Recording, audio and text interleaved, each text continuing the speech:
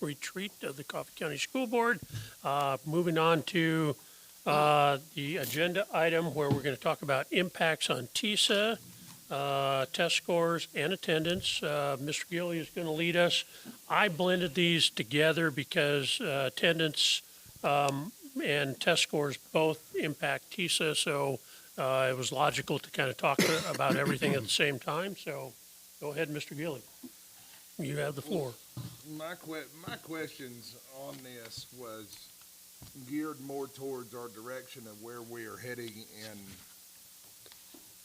from our basic funding, TISA funding, to outcome funding, the third grade retention, getting to our 70% goal, costs associated with that.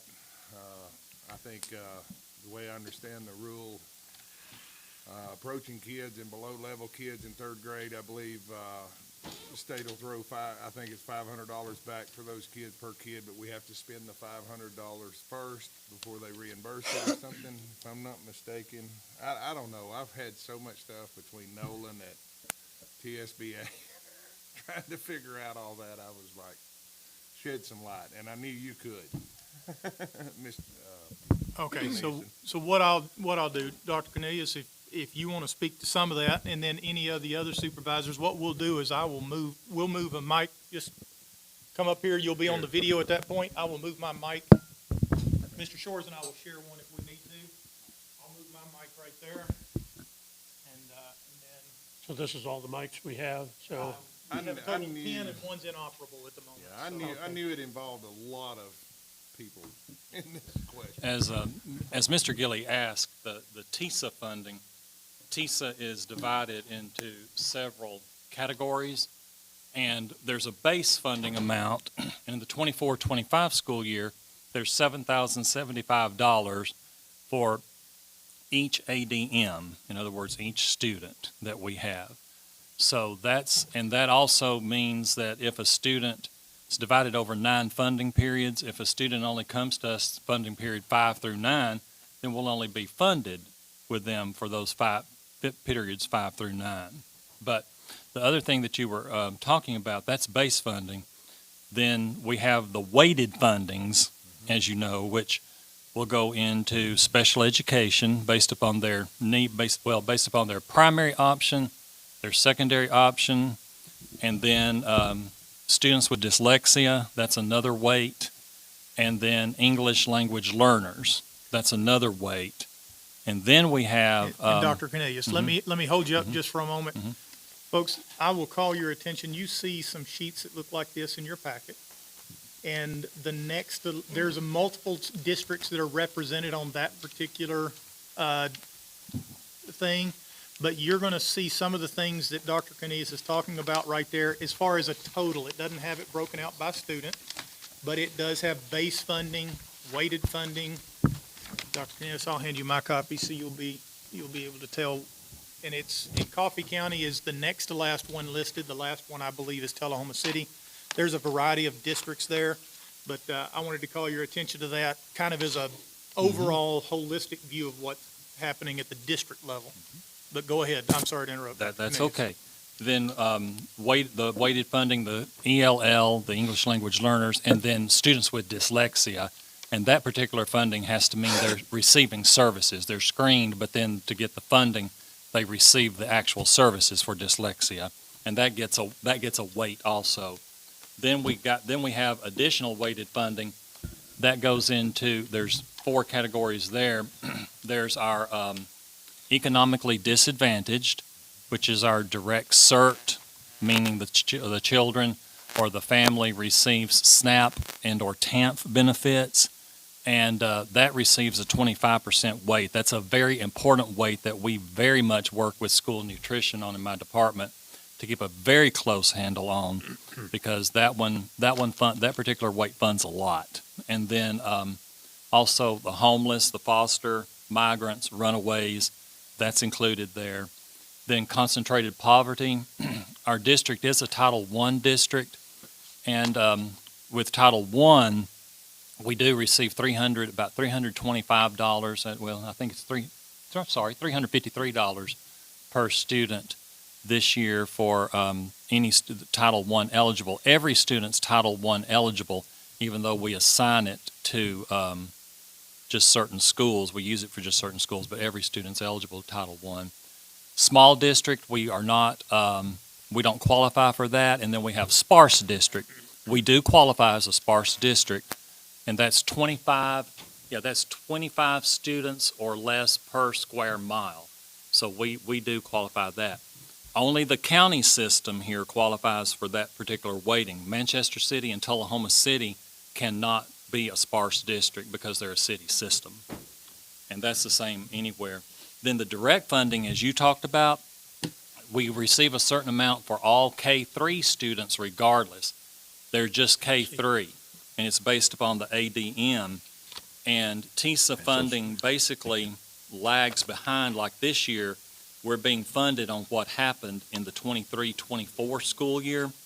So they take the average of the nine funding periods. They take the average ADM, then they'll take the K-3 average ADM for those periods, multiply that by 500, that becomes an item line in the TISA budget that I get. Now, I won't start seeing that.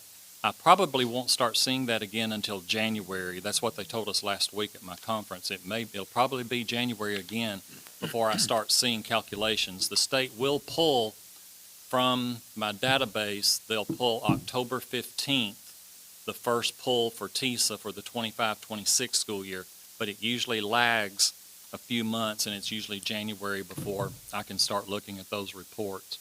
Then rising fourth grade students, we get a funding based upon, this is what you were talking about, we get a funding based upon the results of the third grade TCAP ELA exam. So for every student that scored below or approaching, there will be $500 sent in that line item for those students. That's supposed to be used for instructional supports. But now you don't have to, that's a line item. There's not saying that you have to spend it by a certain time. It's part of the TISA budget, and it just goes into a direct funding, and it's just added to the pie, if you would, is what that is. Then CTE gets funding, they get some funding, and then the high school, we receive a line item based upon 11th grade ADM, the average ADM for 11th grade over the 9 periods, plus the average ADM on the 12th graders for that period. We get $93 for each one of those. Every district will get this. 11th and 12th grade for the post-secondary assessment. That's for the administration of the ACT. So therefore, the state pays automatically for 2 administrations of ACT. With accountability, where accountability comes in with TISA outcome funding, then this is where like at high school, it doesn't matter what they take in the 10th grade, even if they met the 21 or higher then. They start counting what the student makes in the 11th grade, okay, the 11th grade administration. So that's part of TISA outcome funding. Ready Graduate, you have Ready Graduate that will meet that, and then Career College Readiness helps to meet that. TISA outcome funding for high school is a little harder. It's the most difficult to meet for all 3 of those areas that they can receive. TISA outcome funding bonus is the smallest number of students that meet that because there's more parameters for them. And then you have on your outcome bonus for elementary, and I've made some notes, but I've got it memorized. I just don't want to make a mistake on it. But for elementary, it's based upon the number of third graders who have proficiency, okay, which means they meet or they exceed on the achievement part of the TCAP, the ELA. Then they also will give you a little outcome bonus based upon the 4th grade scores. They look at who gained up a level. So even if you were below and went to approaching, that's going to generate an outcome bonus for 1st grade. for fourth grade. So if you were approaching and went to MET, then that's going to give you, it means you've bumped up. So that's how they calculate that bonus. And the same works for middle school. They look at eighth grade, and then they look at seventh grade and eighth grade to see who improves overall for that. And that's TISA. That's the TISA outcome bonus. We won't have an estimation of that, probably an ironclad one, until about January. Accountability right now, we're in the process of looking at all that. For state report card, we have achievement scores. We have the achievement. We know where we stand there. The state has not released the growth and the bottom 25% yet for us to calculate what the schools would receive on letter grades. And then attendance, as you mentioned on that, the participation rate in the TCAPS is considered also. Coffee County usually has this year, the last year in the spring administration, there were 100%. There was 100% participation in most of the categories, and the lowest one, I believe, was like 96%. So we easily meet that metric every year of participation with attendance. The only other piece of attendance that comes into accountability with what we get as a district is the chronic absenteeism, and that's on the federal accountability part. Now, I didn't mean to answer your question with all that much, but I just wanted to. No, that's great, because I still have, I'm still trying to nail down the funding ideas of the below, approaching and below. Mm-hmm. In the third grade level there of the $500, and then I think it crept up to 700, but I can't remember what grade level. Now, on TISA funding, I haven't seen that yet, but they haven't. It wasn't changed this year. It may be changed in future years. I haven't seen a $700 figure, but we'll take it if it gives it. We'll take it. Because when I was talking with Nolan and a couple of others trying to figure out, just get a synopsis for it, it's almost like they were throwing money. If the more kids, the worse they did, the more money they'd throw this way. And it gave that illusion at first. Sometimes you can, yeah. That's right. Sometimes you can see, you kind of feel that way, and then that's when the outcome bonus kicks in. So okay, we can do better and get, yeah. That's the way we want to be. That's right. Funded over here rather than That's this right. way. That's right. But the extra funding for that is used for like extra supports in the classroom, the tutoring, the high dosage and low ratio tutoring that can be used. Summer programming, we can supplement funding even for summer programming for that.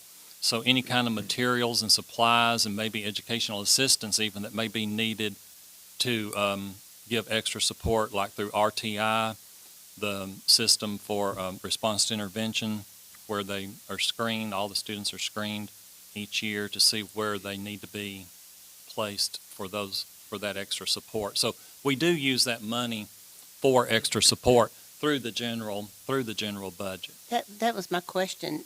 Do you have a specific amount that has been generated for third grade kids that did not meet the threshold? They will give it to me. I have a specific amount for last year. I can run to my office and pull it off. I don't need. I'm just saying, do you know the amount? So that amount is definitely used for that purpose. Yes, and I could tell you right now that what just is looking it very used briefly. for to help those third graders? Yes, and it would be used for those extra supports that they So have. it's just general. It's not anything That's right. specific to the child. That's right. TISA's designed to follow the child, and like he said, that's why they give those extra fundings to those kids that Right. fall into there. And I have asked the instructional supervisors to be available to provide as much specificity as possible on new initiatives and anything else that we've been doing, HQIM materials, letters, training, those kind of things. So any of them can step in and answer more specific questions on things that, like I said, initiatives that the district is currently working on. So on Well, and I page guess my 3. point was that it's not just thrown in a pot, and you do have programs that are earmarked for these kids that need it. I had another question too about the sparse, district. That was interesting to me. What was that? We're a sparse district? Sparse, and it And means how many kids per, 25, it means your population is 25 25 or less per square mile of is that density. determined on No, our that's- enrollment, or does that no. include every child, that even a homeschool child or No, someone it's that goes determined to a on private our- school? I believe our enrollment, and I've got it right here, because it's the Department of Labor, I believe, that comes out with that number. Oh, The so we Department of don't generate Education- that no, number, it's The generated Department for of you. Education does not give us that. It's completely, and I didn't write it on here. Oh, I'll tell you. Hold on, I know exactly where I can find it. I'll tell you right now. It's right here in this book. And it will be right here on page 13. And the sparse weight uses square mileage data pulled from the U.S. Census Bureau Geography Division based upon its Geographic Identification Code Scheme computer file. So that's where they pull it. you're And a good lot of the finding that. districts here will meet that. Right. A lot of them around us. And that's why it's so important, that census. I mean, schools don't get involved That's in right. that, but that's where we're losing our money, because a lot of times that census is not accurate. The census And is it doesn't extremely count the important. kids that we need it to be counting. On this, There's about one more thing. I looked real quick at current numbers. I can give you an approximation. There's about 1,000 that are K-3 right now. So 500 times 1,000, so about 500,000 would be that line item. and that, on the sheets that was provided to us here of TISA allocations, and I think we're allocation per student, we're showing, for 2024, 95, 60, 78.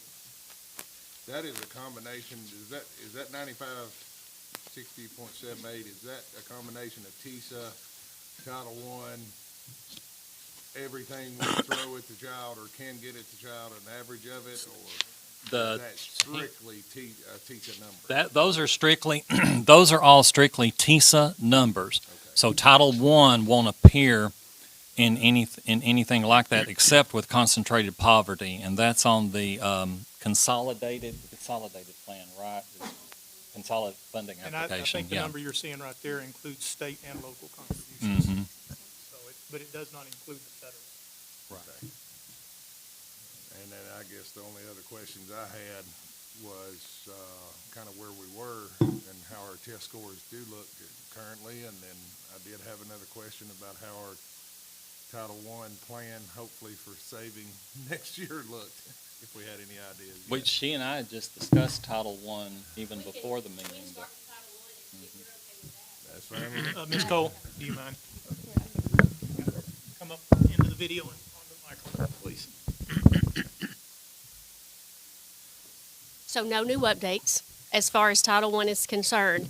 We generated preliminary about $1,106,000 in Title I for the 24-25 school year. However, in order to balance the budget and keep the programs as they are right now, we needed about $1.2 million. So the way that the survival mode I went into as far as how can we not lose people, because that's where our money is. It's in people, because we believe in our people, not a lot of stuff. Is I had some Title IV money, some carryover left over. I had a Title IV budget and Title IV, some good carryover left. And I transferred a little over $100,000 out of Title IV to survive this year. And I started out transferring maybe 60-ish thousand, but then by the time my carryover came in, I was able to move some more money. And so that got us up to about maybe $105,000 in Title I, so it would allow us to balance the budget. So the problem with that is that left me about $20,000 to $30,000 in Title IV, so I'm not going to have much carryover. That's why I went ahead and shared with everybody at the board meeting when we talked about that, like, I believe we can make it this year unless my final drops drastically, and I'm just hoping and praying it won't. But we can make it this year. But as far as next year, I still don't have a final allocation for this year yet for final.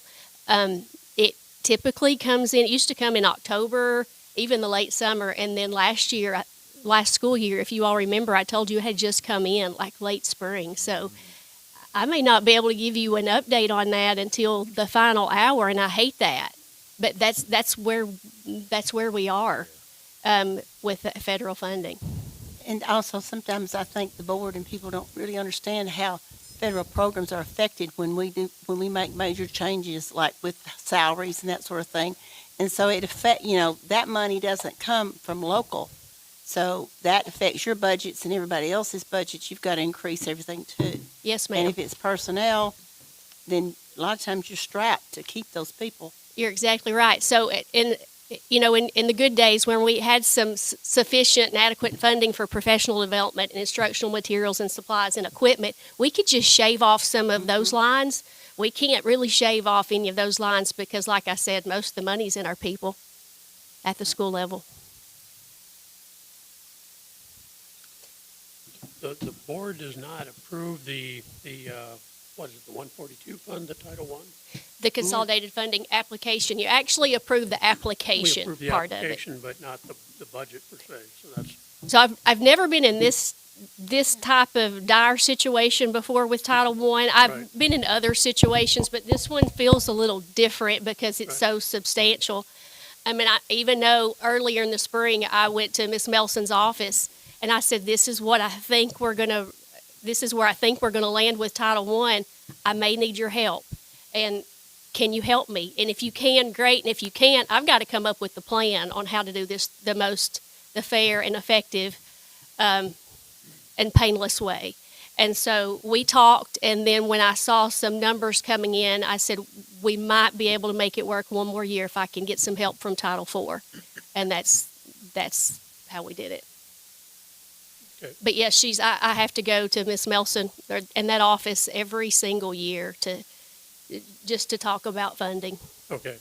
But we don't, I guess I'm understanding the process, and maybe we're going to talk about that in budgeting too, when we talk about budgeting, we'll get into that. So maybe I'm jumping the gun here a little bit, so, on that. But we do approve it comes before us. We approve the Title I budget and all the. It's what Part is of the, yeah, Part of the consolidated big- funding? Okay. It's multiple pages. I use the state template as required by law, and it is very cumbersome. yeah, it's the 142 budget, right? Yeah, okay, Yes. got it. They were all turned sideways. They were Yeah, all turned that's right. sideways. I mean, Yes, that- they were. I tried to Get my neck PDF around that it, where yeah. you didn't have to do that, but sorry, That must have been it. that was it. All right, TISA does have, you mentioned earlier, TISA does have an accountability report, so they do have that people accountability report every year. We're working on that, and Ms. Fox, I think Dr. Fox from the state is coming next Wednesday to my office, Wednesday morning, and we're all working on that together. And we'll Mr. hear Ballard about- asked we'll about it, hear and I told him about he that could soon. come too. We'll hear about that soon. You will at the October 14th meeting, because I have to bring it up, then get it to you then, so that it can go out on website, public comment, and then I have to send it through to the E-Plan by November 1st and post it on there. But we cannot manipulate the third grade proficiency goal for ELA. We're locked in with that. The others, we have some latitude about. And now, in the third grade proficiency goal, we fell some this year on that compared to the 22-23 school year. I believe it was 38.2% or 38.5, and then we fell to 33.5 this year. So we still have to meet that gap. So it makes now, the way I've set it up, and we'll all see that in committee, it means we're going to have to make giant steps between now and the end of the 25-26 school year, because under state law, they have every district on the third, that's the only goal that it's done that way, but every district by state law is now tied to what their 25-26 goal was last year, and that one cannot be manipulated. There's no negotiating with that one. So, And I think it was recommended 51.2% by the end of 25-20 at the end of the 2026 spring testing for third grade ELA, we were to be at 51.2% by using the formula to close the gap in the first place. So, Cause I remember reading about the 70%. 70% is by 70% proficiency, and that's basically for every district, is for the year 2030. So by the spring testing of 2030. But yeah, that's, What if we don't meet that?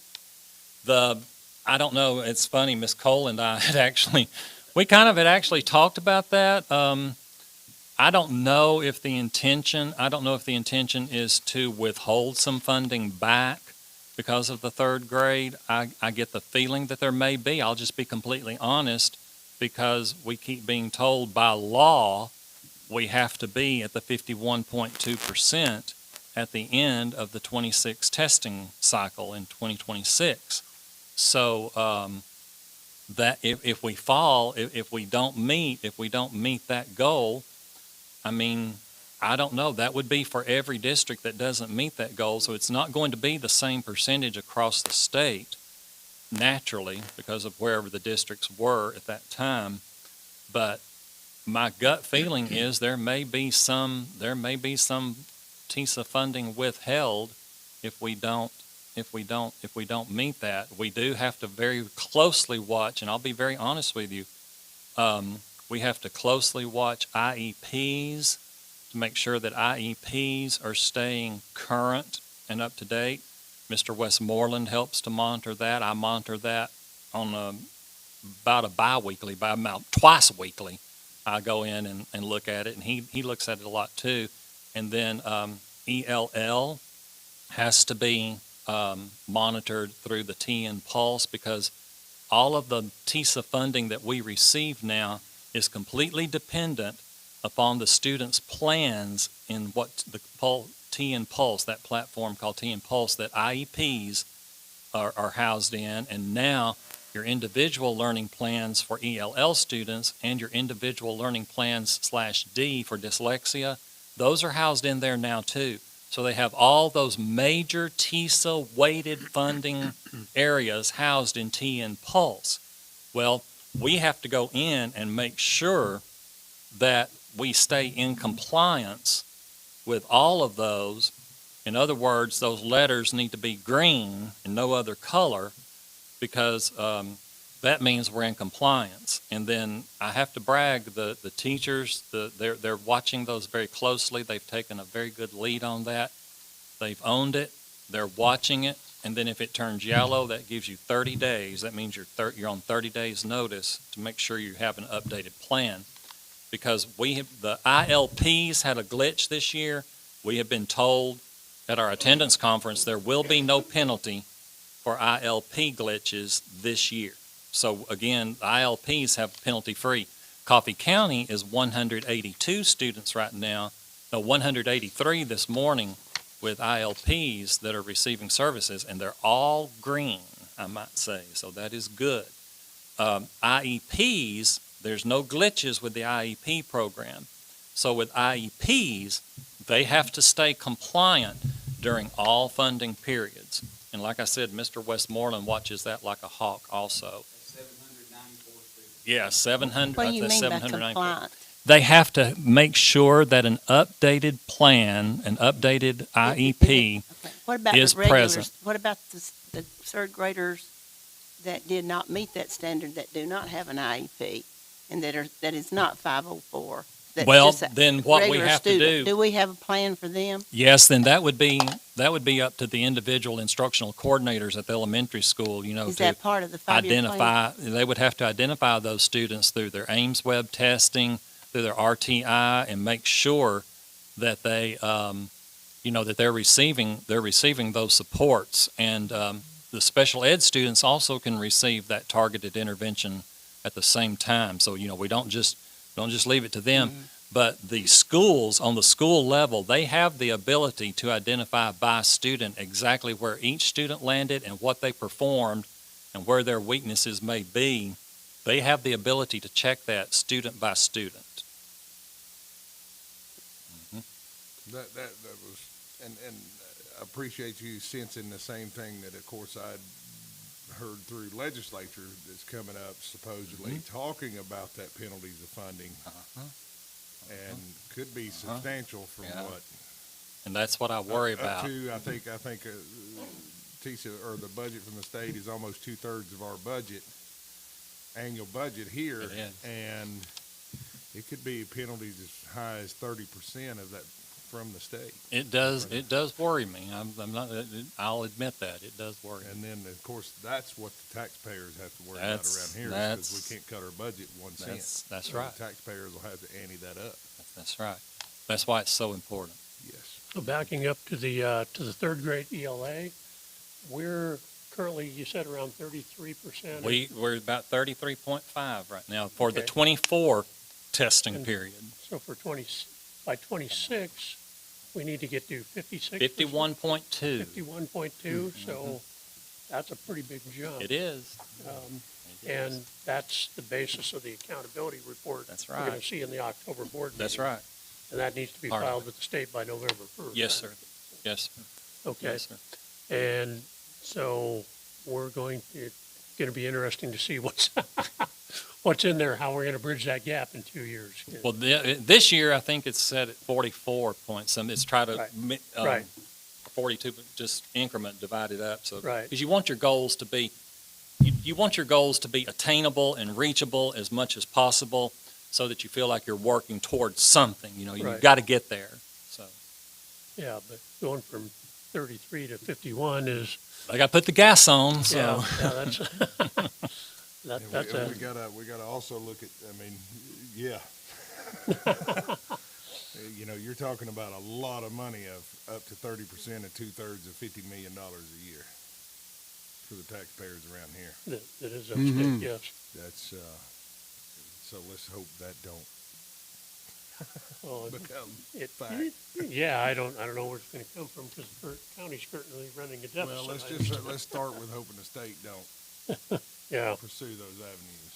we don't, like I said, we don't know, but we've just been talking this week about the word, how I got the email. The law said, okay, I got you. I get it. But they haven't said what kind of punitive penalty there may be yet or not. Yeah, I think this is some of the stuff that our taxpayers don't really realize. Yeah, I think you're right. But we should be going that route anyway, because we want to be, That's right. Right. Way Mhm. way want to be up there. That's right. And we can do it. I have a third grader this year, and I had a third grader 3 years ago who just missed this retention law. And the difference in teaching styles, I've noticed they are really, really strict on the ELA. They're trying so hard to get these kids to learn it, and it's reflecting in their homework. And I see a big difference between my two sons just because of it. So the teachers are trying. I know they're doing That's a right. good job because I'm seeing it. Well, we went from 38 to 33. I think we need a come together meeting. We're going the wrong direction. aren't we? But Going the wrong direction. sometimes the test is not an adequate That's picture true. of that child. That's 'Cause true. I've seen, That's it's true. sad it's based on one thing, because, It is. I just know several examples of children that did not meet that goal. Mhm. And they were making straight A's in the classroom, smart as could be, vocabulary really good, and Mhm. that's what's sad. It is sad that it's based upon one, but Yeah, at the and- same time, but it's overall, reality. It is, and then as an average, we've got to Yeah, come on up there. that's you know? right. yeah, And it's devastating to some of those kids. That's right. It really is. It does seem like they're trying to give them homework that reflects more of a standardized test to try to get them prepared for it, and that is where my kid gets confused. He can write a paragraph, but give him something to look at with ABC choice, and it's just a lot different. But they are making an effort, which makes it a hard because I'm worried about it. It's a lot of pressure for an 8-year-old.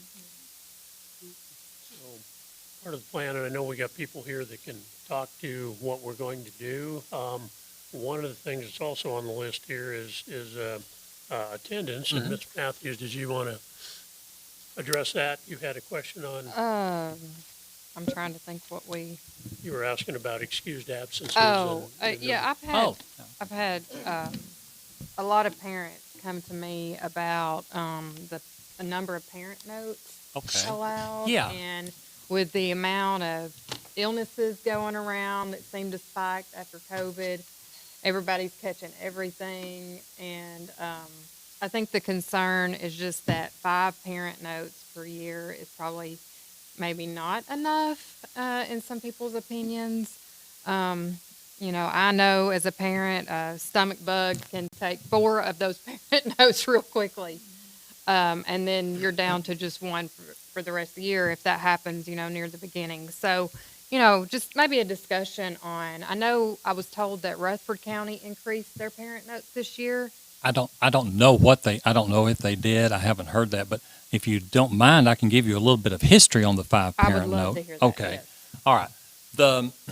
In Tennessee and in everywhere else, because this is a federal monitor, chronically absent, students that are chronically absent. So a chronically absent student means whether or not the absence is excused or unexcused. It's both of those pots put together. And it represents, to be chronically absent means 10% or more of the days are missed. Now, in a typical year, that's going to start you off at 18 days, Okay. assuming, the 180 days. Now, depending on, like last year for us, we had 171 instructional days because of inclement weather days. Yeah. So our marker went down to 17. So Okay. 17 represented 10%. And just very quickly, a student must be enrolled 50% plus 1 day. It has to be, 50% or 1. So last year's marker was 86 days. So any student last year that was in Coffee County schools for 86 days, that meant we would be responsible for their attendance. Now, and I had a few students actually on 86 days, but if you had 100 days enrollment, then if they missed 10, then they would count against us as being chronically absent. So the 5 parent notes, just assuming that 18 is the standard marker for everybody, then you're down to automatically 13 that are left, and that's excused or unexcused. But to buffer, and Judge Ewell works very closely with all of us, with all the attendance directors, and has done a very good job. But to buffer that, we will allow, we've got one thing in called a chronic illness verification form that the school nurses, myself, and then physicians around the area and other districts use it also.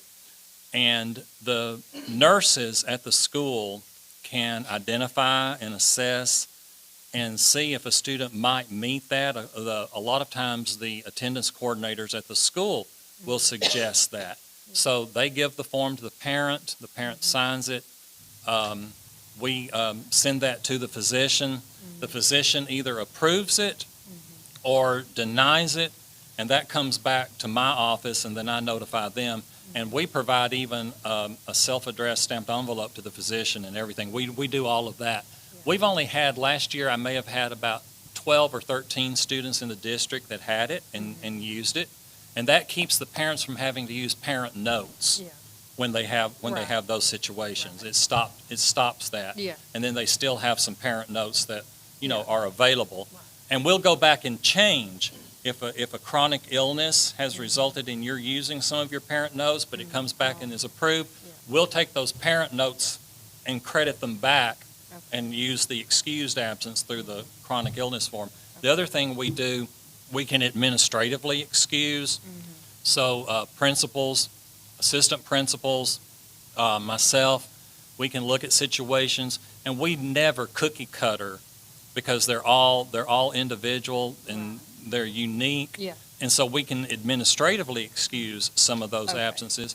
Then we also have another buffer system in for school nurses. And we even tell them uptown when we have to go to truancy board or anything like that, if you will go to the school nurse can assess you. And if the school nurse determines that you need to go home, the school nurse has the authority, I've given them the authority to excuse the absence for that day.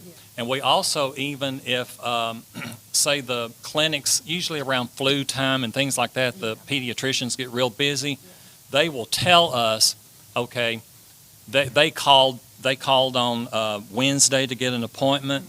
We could not even see them until Thursday, so they couldn't come back to school Thursday. When they tell us that, that's excused. So there's no parent note, and that saves the parent from using a parent note also. Yeah, And those it are great. sometimes helps save the money. We wanted to save a doctor's visit, Yeah. and we wanted to save that clinic, maybe the fast pace, something like that, that charge, save Yeah. that. And the chronic illness verification form also saves money because they don't have to run to the doctor Right. every time that they're out. I- So we have used that, and that's why we have 5 is Yeah. because, like I said, Yeah. if you use 5, you only have 13 Right. left at that time. And when they get to that area, if there is a problem, they're very good about reaching out to the attendance person at the building, the nurse, or they call me, and we try to work things That's, out. I think just maybe working with people Mm-hmm. on that is really important, like say if you know that your child, it's flu or something that they're probably not going to need an antibiotic for. Sometimes, as a parent, you take your child on to the doctor because maybe you've already used 4 of your parent notes, or maybe you've used your 5, and you don't really need to go to the doctor, but you're basically there to pretty much buy a $250 doctor's note to take to school. I did that today. My son had Yes, a I've done it many times, and I right. had to go buy him a doctor's note for today. Yeah. I didn't know any Yeah. of that stuff, and Yeah. I wish that I had. Oh, known. Yeah, I didn't. Yeah, you I can- wasn't aware of that yeah, either, and yeah, you I can love do- that you have those Yeah. buffers Yeah. That's in there. great, but I That feel like we all Yeah. need to know that too. I think so too. Maybe Mhm. stick that, a paragraph Yeah. about that course- somewhere. I'm sure it is. Yeah, but I don't you know. wouldn't It want is, people it to is. They abuse know. that No, those no. things either. And you would be surprised. I mean, and I will say this, in Tennessee Code Annotated, there is no statute anywhere, it's not located anywhere that a district has to provide what's called a parent note or that you have to give that. It's not even Okay. defined there. But we do, like you said, we use those and try to help people as much as you That's can. great to Yeah. know. Mhm. I just wish Yeah. I'd known it. I know, me too. Yeah, Mhm. yeah. And we do have some people that take advantage of Oh, it because I'm you'd be sure. surprised. Last year I had 4 cases where parents turned in forged notes. Oh my goodness. Oh, yeah. And the district attorney had a fit and prosecuted one of them, I know. Yeah. Yeah. Okay. I know that funding is very reliant on attendance, It is. It so is. you have to have It is. those in place. Yes. Um, And elementary school, Yeah. under federal accountability, elementary schools have even a higher bar to get the highest score. 6% or less of their aggregate ADM at the end of the year, they have to not be chronically absent. So elementary, that's 6%. And then high school is 10%.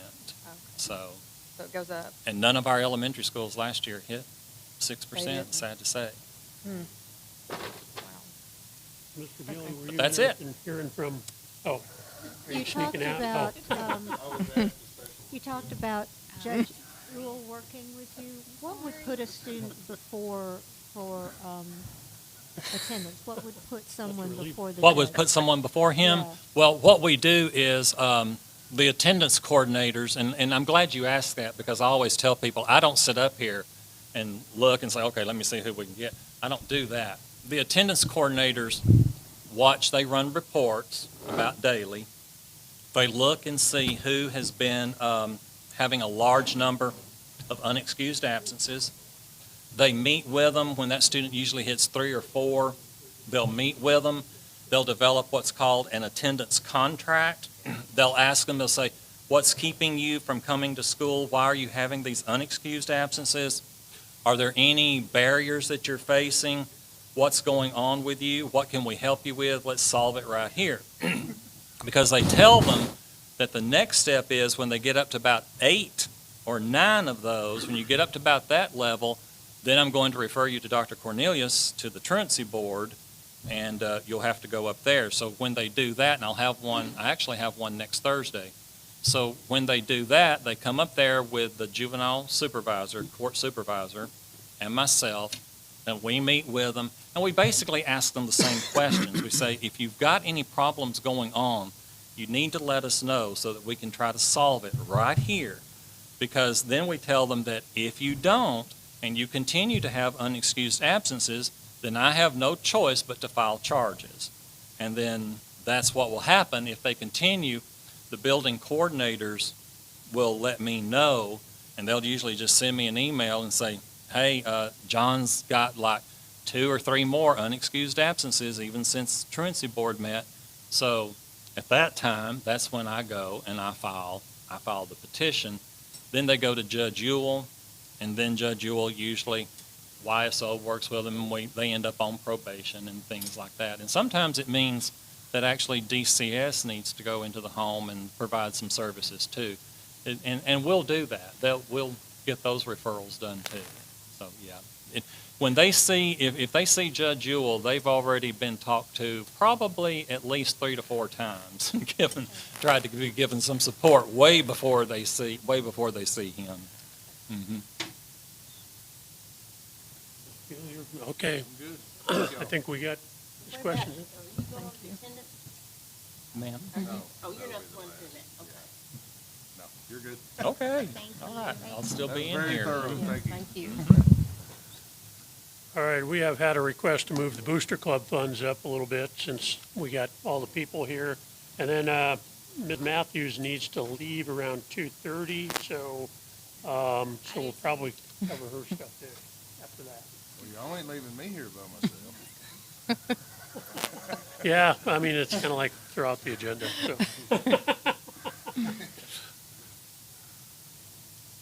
So that was,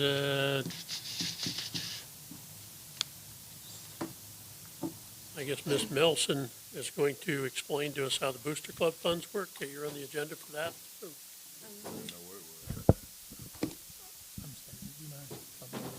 Okay. Ms. Nelson can correct anything I get wrong, but in our discussion, when we were planning this agenda, we gave Mr. Ballard an overview of some of these things, and then I've brought people in from the building level because people that deal with it on a weekly and even daily basis know the ins and outs much better than we do. Now, when we talk about booster funds, booster clubs are separate entities. They are entities that are separate from the school district. So when we talk about a booster club, you're talking about an actual separate organization. It has its own IRS code, it has its own bylaws, it has its own board, and they're set up slightly different ways at different times, but that's a separate entity. So we have some sports at both the high school and middle school level that have booster clubs, and we have some sports that the money runs through the team. And money is managed in 2 distinct ways. And that is, if it's run through the team, then it runs through our bookkeepers, our school bookkeepers. There are eyes on it at the entire process and that kind of thing.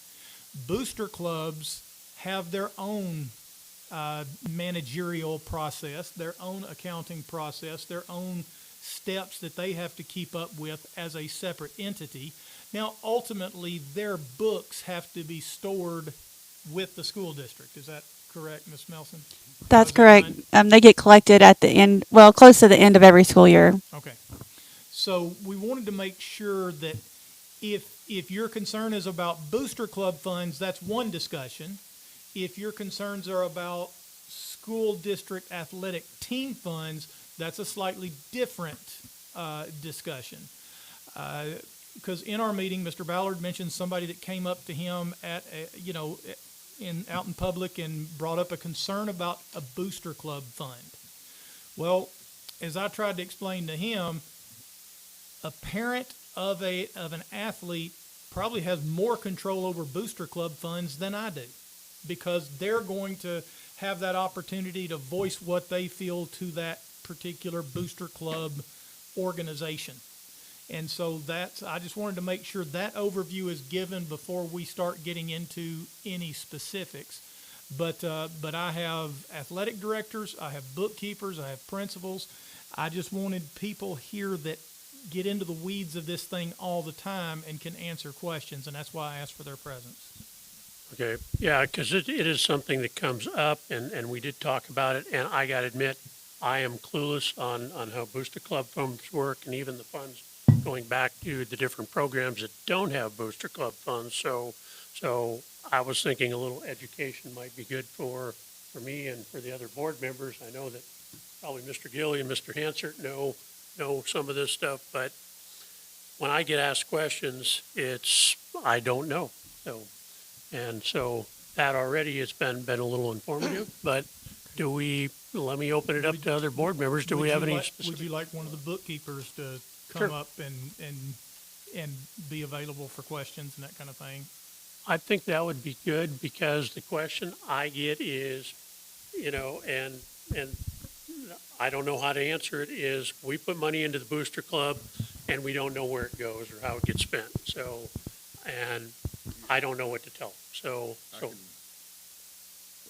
can elaborate from experience and answer that. Sure. And what I've seen in the way the Comptroller School Support Organization rules say you're supposed to do it. If you're an approved school support organization, SSO, like Quarterback Club, for example, their sole goal is to support Coffee County Red Raider football. So, as long as all the money is spent on Coffee County Red Raider football, you have fulfilled your duties and obligation as that approved SSO for Coffee County Red Raider football. That handles the outside entities. Mr. Lawson was correct on the differences between basically what we call school-sponsored and regular boosters. That is the difference there. Of course, sometimes on the outside ones that are outside of the school projects, they may be true non-profit organizations, 501c3s, things of that nature, but still they're under their own tax benefit, whatever. Name of the day, every year when we turn in all of our paperwork and have to turn in our stuff, that's where the school and anyone gets that opportunity to make sure that those funds were spent appropriately and accordingly. And somebody can correct me if I'm wrong, but that's the way it basically goes. Because, you got two ways to donate to athletics. I'm just going to use athletics. You either do it through the school or you do it through an approved school support organization supporting those sports. There's no other way to do it. No personal way to do it. No out of direction. It's you either do it through that booster club or you do it through that school. Period. And that's the way I understand it. And that's the way the comptroller's rule says, I believe, and if I'm wrong. That's correct. And so, like, those aren't part of our audit each year. So when the auditors come in and they audit our school books, they don't audit those booster clubs. They're available if they have, like, a call to the comptroller's office and someone wants, like, a parent has called in and said, I don't know what this sport's doing with their money. Well, if it turns out to be a booster club, that falls outside of our audit, and they will include that in their audit. But we don't. They currently don't get audited unless it's requested. And I would say that, and I don't want to speak for Amy, but Middle school has to do it, I would say that she has a hefty amount of those, and I would say that the documents we get, we probably don't get every individual document that's spent. So it's probably just a simple check of, hey, is all this here? Does anything look out of place? There you go. I mean, I wouldn't say that she goes through it with a fine-tooth comb. Everybody just went through that over the last several months. And how did that turn out? If is everything fine? Ms. Barner, do you mind coming up and speaking into the mic? I believe, and the middle school too, I believe everybody had to go through it, and I think everything was. Yeah, everything was fine, but yeah, we requested at the end of our fiscal year, we request that turns in, and there's a blanket form that they have to turn in with their complete bank statements, and then it's signed by our building level principal, and then also our, Dr. Lawson will sign it also. And, so if there's ever any questions, like, we don't have day in and day out access to Booster Club finances. We only have access to our school inside athletics. And not every team has a Booster Club, or not every, and we have SSOs that are outside of our athletic departments. So You can request access. you can request access if there's a question. At any moment. At any That's what moment, the comptroller yes. says, yeah. Yes, at any moment, we can, Yeah, we you can if request you- access. If you feel something a little, Yeah, but I don't Hey. day in and day out see those until the end of the school year. I think what the biggest majority of the problem is the money that gets gone that don't get reported to the booster clubs. The money that, say they'll get it and like if they're in the teams, or they donate money and so they donate money and then they're going on a trip. They're going to go on a trip. They donate all this money. And then whenever they get ready to go on the trip, somebody donates something and they don't use that money.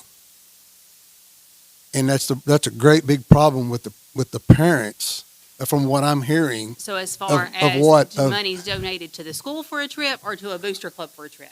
For the school, if they don't have a booster club. either Okay. one, if somebody gets caught doing that is a criminal offense. Right. I That mean, is a money criminal is offense. turned So in. If we're going to make accusations of criminal offenses, we need a little bit more than somebody just talking to you and you bringing it to a work session. Okay. I Well, think. what do we need That's to? That's yeah. just me. I mean, to go further, they should contact the comptroller's office and file a legitimate complaint if they Yeah. have that accusation. I can't understand what you're saying, though. You're saying, this is what I'm thinking you're saying. Yeah. Say someone comes to me, a student or athlete, and asks for $100 to go into their program where they can go somewhere.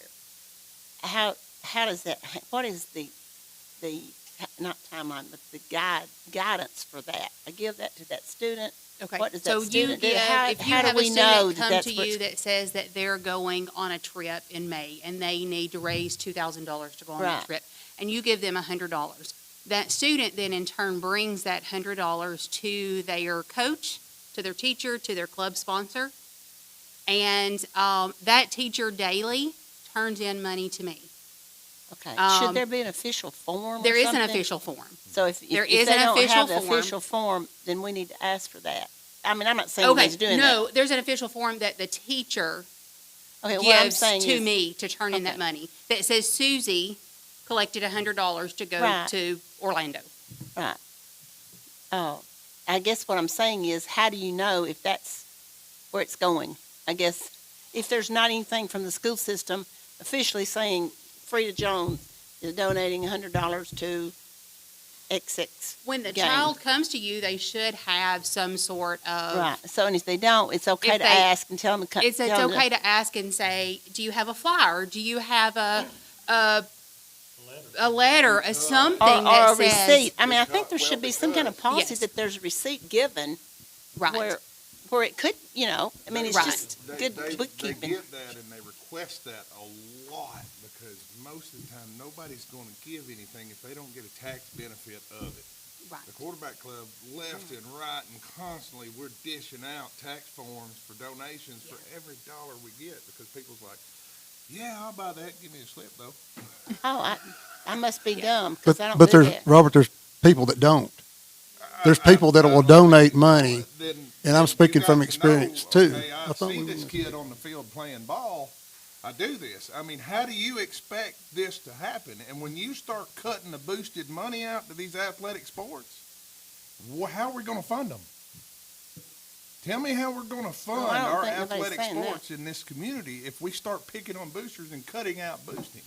Yes, there are issues that we need to, if there's an issue like you've described, most definitely that needs to be pursued.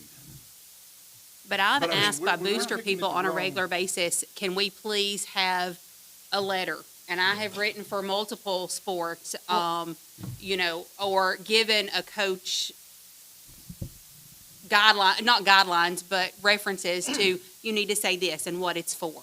Yeah, I mean, Well, that and I'm not is, talking about Because we're booster getting into more clubs. than just Yeah, athletics. we're talking over Yeah. people again. Yeah, let's We're- go one we're at a getting time here. into- Well, that's Stealing. getting into more than just athletics. That's getting into candy sales. Right, yeah. Just things of that nature, you know. Okay, at what point in the history of school have we done anything any different than we do now of just trying to, you know, sell all these candy bars and come back and have the money for it? And it'll help our classroom out. I mean, Mr. Chairman? Mr. Hanser, go ahead. Thank you. The problem that we've got, Robert, is not that nobody wants to do anything with the booster clubs. It's the problem of where the money is going that's not being accounted for. you're exactly right. You're exactly right. No, okay, go ahead. I apologize. Finish. Go ahead. I apologize. You finish, and then, Mr. Chair, I'd like to have the floor. And like, I had these people to come to me this past weekend. You know, we had a volleyball tournament.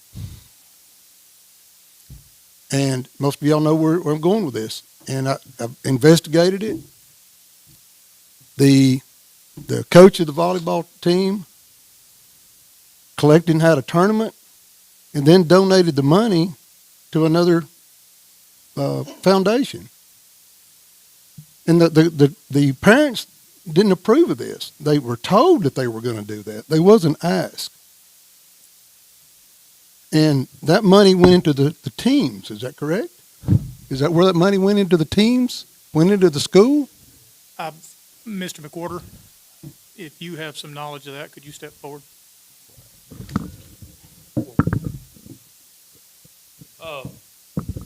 The volleyball team had a Booster Club meeting on last Thursday, I believe. The parents voted for a certain percentage of that money from that tournament to go to Dream for We Foundation. In a Boost Club, all you got to do is have majority. He said it was unanimous, 23 parents. All of them voted that percentage. It wasn't a full percent. I think it was 50% maybe, 25%. I can't remember exactly what percent it was. But the Boost Club has to vote on that. The coach has no authority in the Boost Club. We can't vote. So I talked to Coach Taylor this morning about that. He assured me there was a meeting and there's minutes, so it would be in those minutes as well. That was voted on. But that was voted on by the parents to give a portion of the proceeds, not the full thing. Really?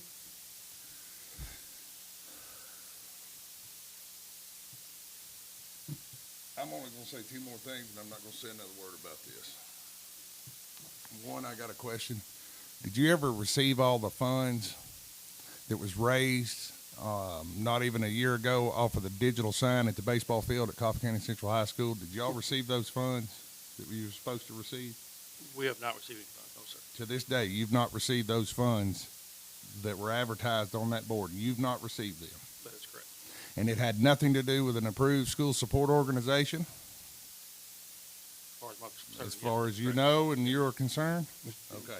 I just wanted to bring that point out and discuss that. And then, Mr. Chair, I want to hand you this so that you can hand it to the director and they can put it in the file.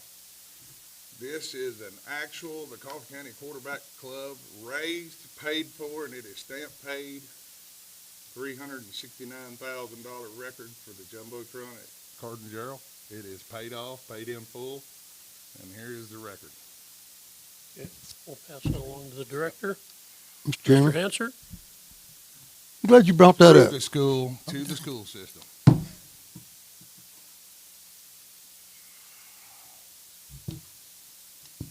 Chairman?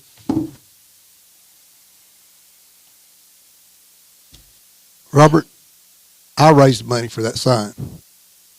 I didn't. I don't care. The Coffee County Quarterback Club raised that money for that Jumbotron, and you have said it and said it and said it. And the bottom line, you was told in here in meeting, and it don't matter if you was told in here in the meeting.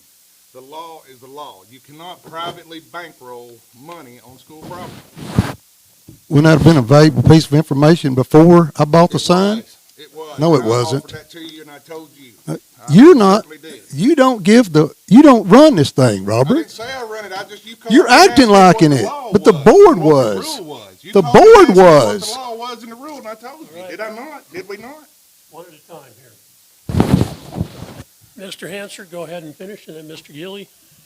I brought that before the board. I'm done. I've said all I need to say. Sure.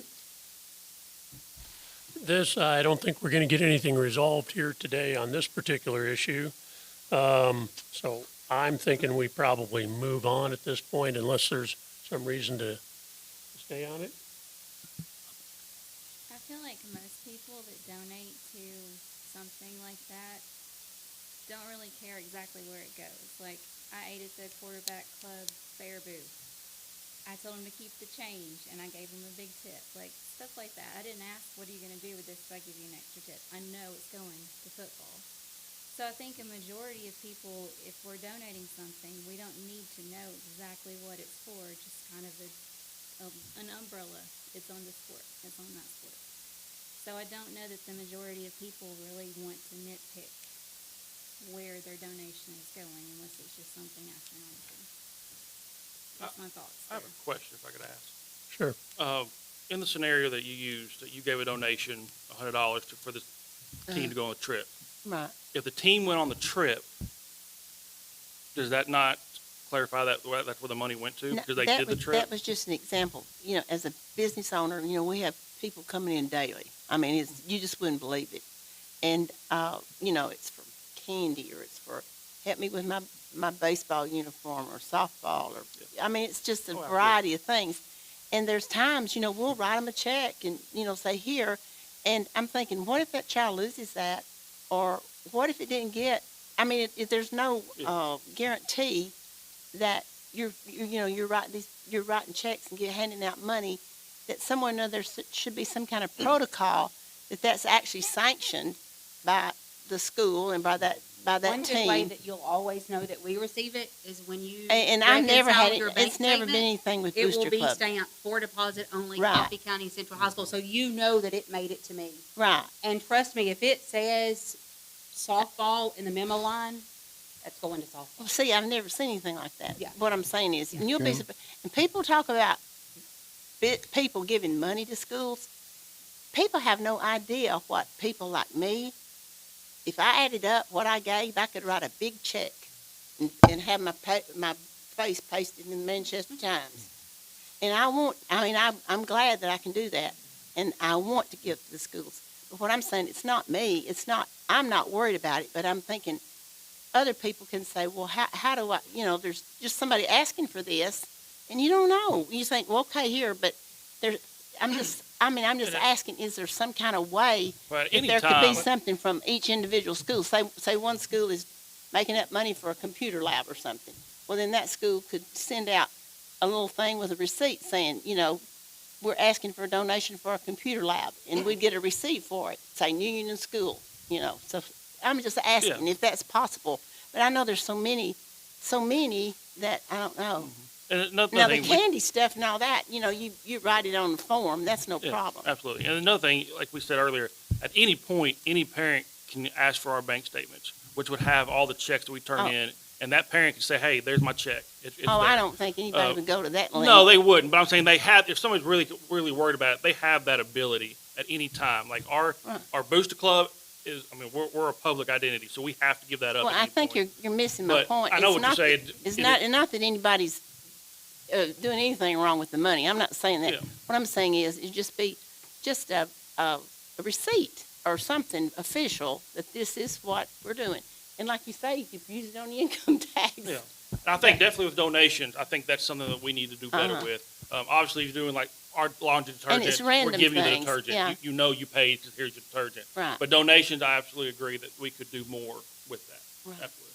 But I mean, I don't know. It's maybe a board thing that needs. And if the donator is really concerned about it, they can ask for a receipt or ask for some type of. Right, and that's probably, what a person needs to do is say, look, could I have a receipt for this? And There you go. that, Like I said, I'm with the softball's with football. We're 501c3, so if you ask for a receipt, we could give you our tax stuff, and we could do all Yeah. that as well. Oh, So, I but mean, not that- all of us do that. But yes, I agree. There's some more things that we could do donation-wise, where it's just a donation to the program that we could verify more. I agree. But this is really nothing we can direct as a board, so that has to be with the Booster Club itself. Yeah, So- and every booster club But has to I'm have not their own saying board. Booster Club, that y'all get me all mixed up. I don't have anything to do with the Booster Club. Y'all are Yeah. wonderful. What all you do. I'm just saying it's a general school policy that if it's the general school, not the booster clubs, and the kids are out here asking for things and asking for money and for donations, there should be some kind of track record or something that, I'm not saying like eating in a booth at a fair, or something like that. Nobody cares, but it's just good policy that even I would feel better as a parent of a child that's doing that, to go in with some kind of official thing, say, look, this is what we're doing. And like you say, maybe it's a flyer or something. Mr. Chairman? Anyway, that's- All that, Mr. Chair, all that could be, an addition in our current, I think we do have a current SSO There is a policy. policy. Oh, okay. It just mirrors the comptroller's recommend, or the number on it, it just mirrors that right now, but that's a good place for us to put in some of these extra. Do we look at that in the policy committee meeting then? That would probably should be Okay. something for that, yeah. Mr. Chairman? Mr. Henson? What I was getting at a while ago was, I didn't get a chance to finish, but what I was getting at a while ago was those parents I still have to represent and bring up the question for those parents that, Brandon, that you said that didn't agree. And I have to represent them too. And whenever the coach is on the board of directors for that foundation and he wants to give money, don't you think that's a great big conflict of interest, y'all? Once again, it's not his money to give. The parents, That- parents have to give it. He can suggest it. Right. He can suggest it. And he did, he suggested it, but the those parents have to sign that, off on it. so what would y'all suggest that we tell these parents that don't want to do that? Don't give. Don't give. And that's what I told Mr. Ballard that. Just don't give. If you're not comfortable where the money's going, then don't give. Or they can actually go to the booster meeting and voice their concerns. That's your concern. Yeah. And I think they did. They did. And they just thought that was, but I had to, that's the reason I brought it up. I called the president of the foundation, talked to him. He understood, but I have to bring it up. That's what my job is, is to bring it up. And the thing about the checks is nobody gets checks back anymore. Whenever you give a check, you very seldom, it's all electronic, they don't get checks back anymore unless you pull them up and look at them. And nobody knows exactly who signed the back of them or anything else. So that's just been an issue. That's the things that I've heard. It's the stuff that's come to me. It's just, Mr. Gilly? Are you aware of the Dream for We Foundation and what they do Very, and where the money goes? Very. You are? very, Okay. To the Very. athletes of Coffee County? very. Okay. I just wanted to make sure. I talked to the president. Yeah, I just want to make sure you knew that. Very. Okay. Okay. That probably clear as mud, right? But it sounds to me like Mr. Gilly's suggestion that maybe this gets addressed with the SSO policy. and I committee. believe some of these items like Ms. Jones here was talking about, I think Okay. that's definitely something, Yeah, a little connection there of some ideas of plugging some more stuff into that policy, making sure we provide receipts, things of that Or nature. a flyer or something of that nature, that it's sanctioned by the school, You'll be surprised. I mean, sometimes you think, well, gosh, where did they go? I mean, I reconcile every 4 or 5 months all my accounts, and if it wasn't for bank statements that come in with a copy check, because they don't send you the checks back anymore, but every bank statement has or all mine do, the scanned copy. If it wasn't for that, I'd lose where I was, because I'd never write it down. okay, so Mr. Shores, at the next policy committee meeting, can we bring this policy It up? can be, yes. Okay, let's do that. Are we ready to move on? All right. Our agenda is way out of whack here, but Ms. Matthews has to leave around 2:30, so I would like to move her agenda items, which are on the original agenda is 8 and 10, So the fence gate you wanted to talk about that and the gate fees, I Yes. believe. So Yes. dive in. And the athletic directors and bookkeepers are here, so if I Yes, could, if I yes. could suggest the athletic gate fees as the next item. Talk about that first then. Okay. So, Good suggestion. all right. So, this really just pertains to high school sports. I haven't dug into anything as far as gate fees for middle school or elementary school basketball or anything like that yet. But apparently, what I've learned is that there's a percentage of our gate fees at football games and I think basketball games too. I don't even think the percentages are the same. That are taken from the programs, like say at a football game, 10% from what I understand is taken out of the total amount of money that was taken up that night at the gate.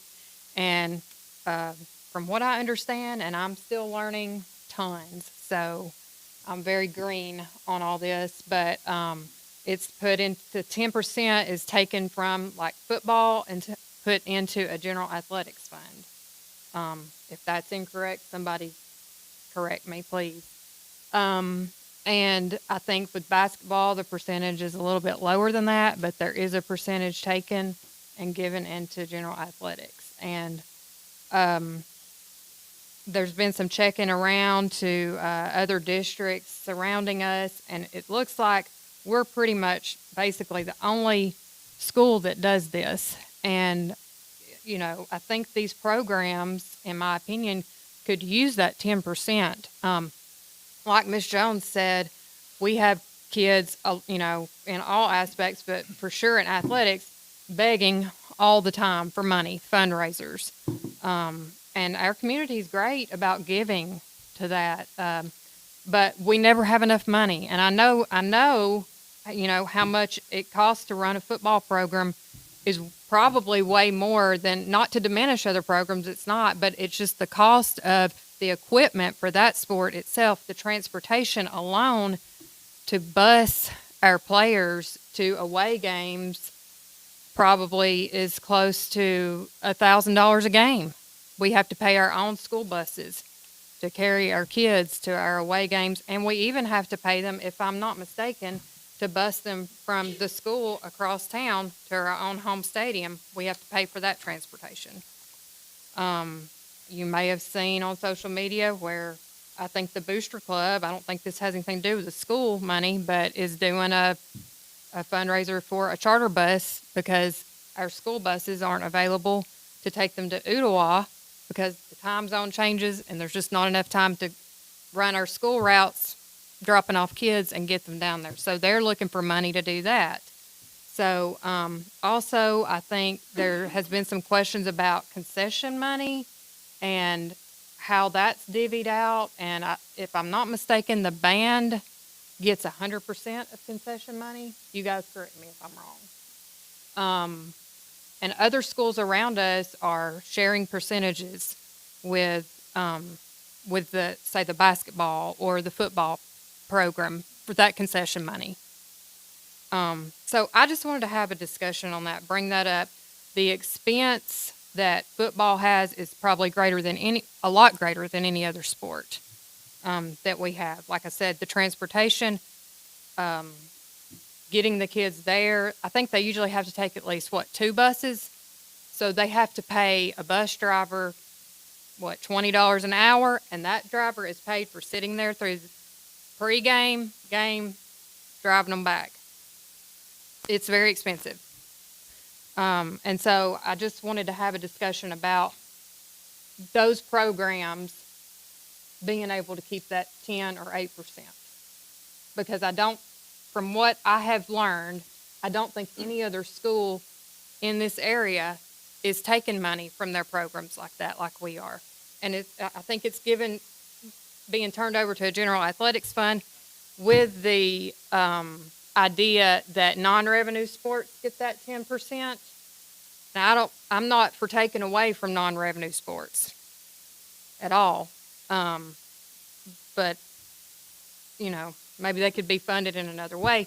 When we have a football game or a basketball game, the people that are going to that game, I feel like would think that that money paid at the gate would go directly to that program. Those are your football parents, your football grandparents, your football families, your basketball parents. But there's a percentage taken out. And I just wanted to please weigh in here and tell me, how you guys feel about. I think those programs for those sports should get to keep 100% of those gate fees. Tell me where I'm wrong or where I'm, where I'm off, where I'm been misinformed. Mr. Chair, could we bring back up some people that deal with the gate fees Let's and, bring up the athletic directors and, okay, athletic director and potentially, okay. And I'd like to make a point before they start talking. This is something, not the gate fees, but this is something that few of us on the board have been proponents for several years, is Yes. increasing the athletic budget. Because I Absolutely. think that's what it goes back down to. Yes, ma'am. Because we don't fund our athletic programs like Warren County does. No, we don't. When we compare our budget to other surrounding counties, Mhm. our athletic budget is lower. Yes. And that Yes. may be something that we can Right. consider. And if this because 10% could help, great. If there's another way to get it and you want to keep the 10% like it is, I don't think anybody probably cares where it comes from, Right. how you divide it out. Well, like in the last 4 years, I've been in Yeah. had the same argument. Yeah. And that was the point that I was trying to make a while ago. Was Until I understood that, the tennis, and I'm not picking on tennis, I'm not picking on golf, I'm not picking on some of the smaller sports and things of that nature. They don't have the sheer volume of participation Yeah. of parents, Right. students, and stuff of that nature to support themselves. Right. And obviously, we want all the athletic, Yes. and if that is a mechanism and a tool in which works well with the school system, in my mind, or the school itself, to be able to keep some things going around the school and things of that nature. I turned within a couple of years ago, my attention, and several other board members did too, to, more direct funding Yeah. through line items and things of that nature. Right. Now, just my piece and the experience here, which I'm probably gonna get shot for saying it before I get out of here, but there is, I would like to say there is almost a little bit of an abuse problem of free entry into games and stuff There is. and things of that Mhm. nature. Yeah. I don't know what the policy or the idea behind how many people get to come with an employee. If it's brother-in-law and his family too and stuff like that don't work for the county, that shouldn't happen.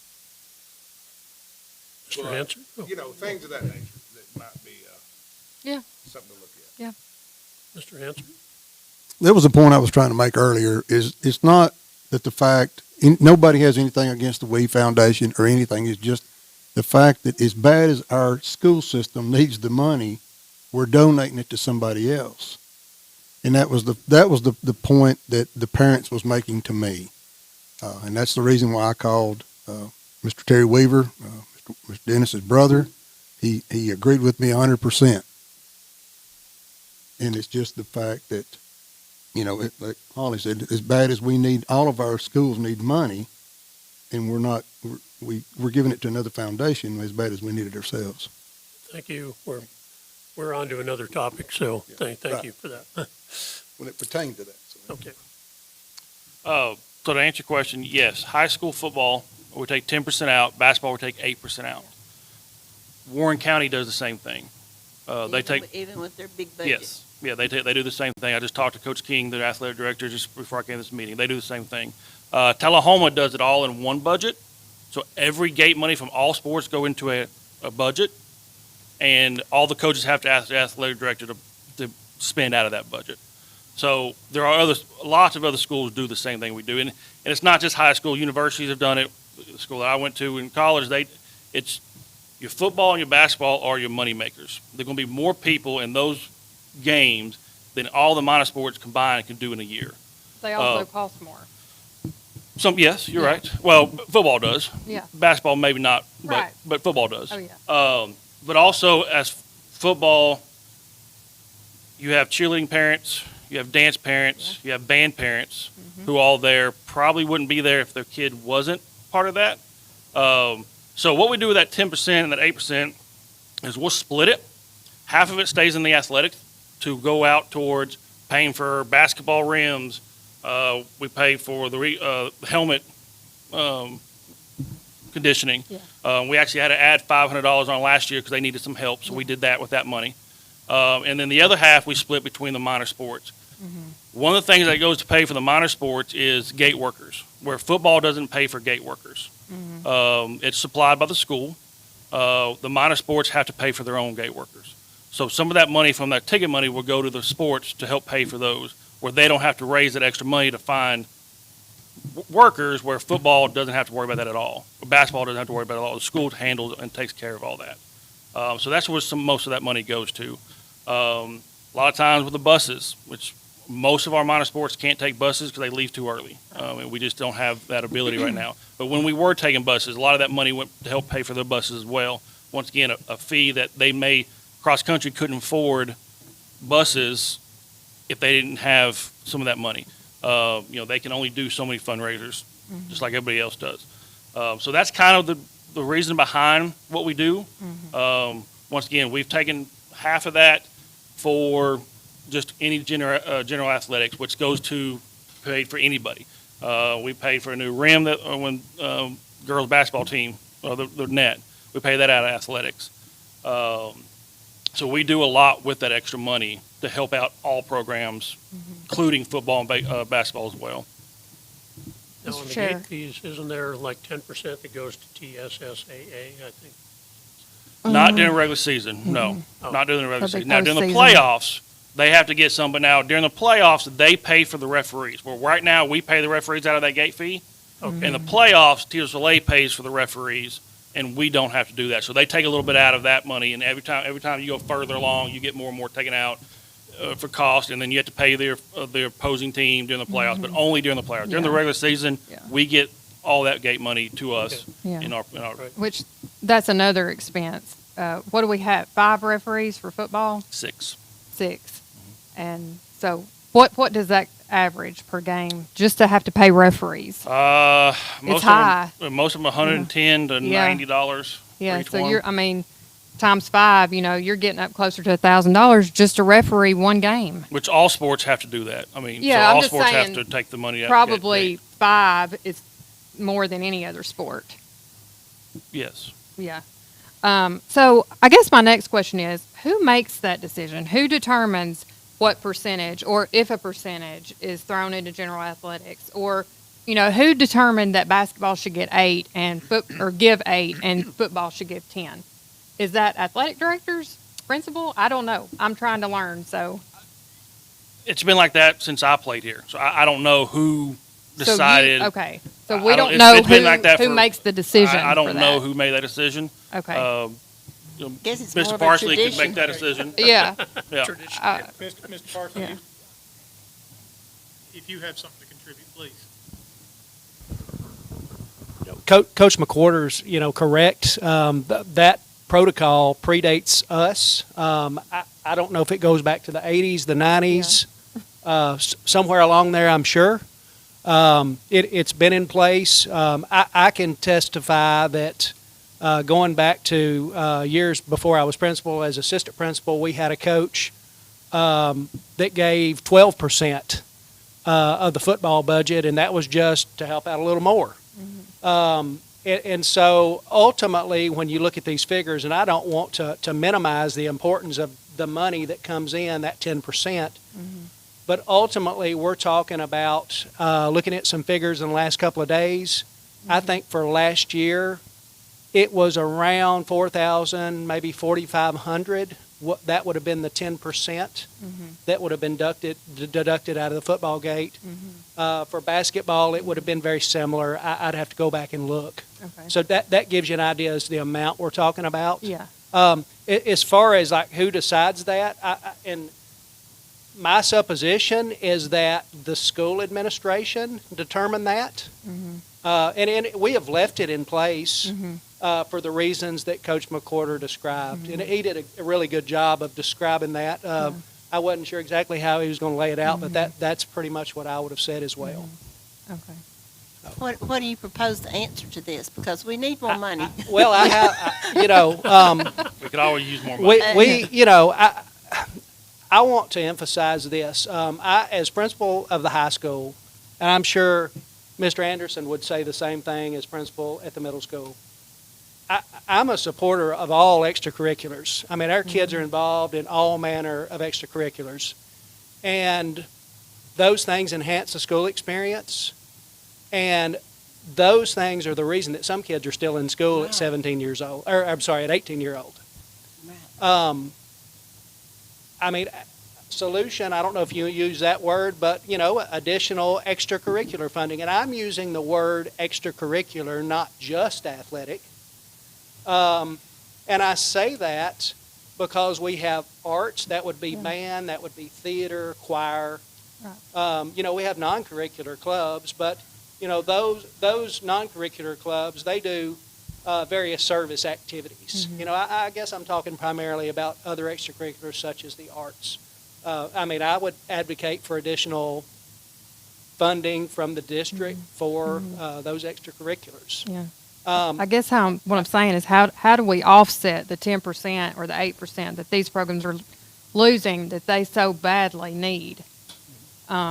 Is there a solution? Is there another budget place we could, Is there one? if we're there's system dead set on pass, what we call the that system 10% pass. and 8% going, is there somewhere else we can make up for that? That 10% So could pay for the transportation to the away games. Pretty much, it would So be a wash. I'll there. tell you, I'm speaking for me personally. I don't want to speak for Coach McWhorter, for Coach Costello, our other athletic director of high school. I'm not dead set that it has to be the 10 and 8%. Okay. But what I do say is that those non-revenue sports do need the funding. And I think, again, the explanation that Coach McWhorter gave, I think it's justifiable. That's the rationale, and that's why so many other districts do exactly the same thing. But, additional extracurricular funding, that would offset that 10 and 8%. Yeah. I guess that's And all I'll say I don't unless think there's a we care question for me. where we get it. No, Yeah, I have mean, a suggestion. if it was another line item. I talked to Coach Haynes this morning, and it's kind of one of those catch-22s. Everybody needs a little bit more money. We don't care if it's 10%. Nobody cares if 10% of gate fees stays in place as long as we can compensate somewhere else, because Right. it's killing boosters all the way around the board to catch up to keep things going up.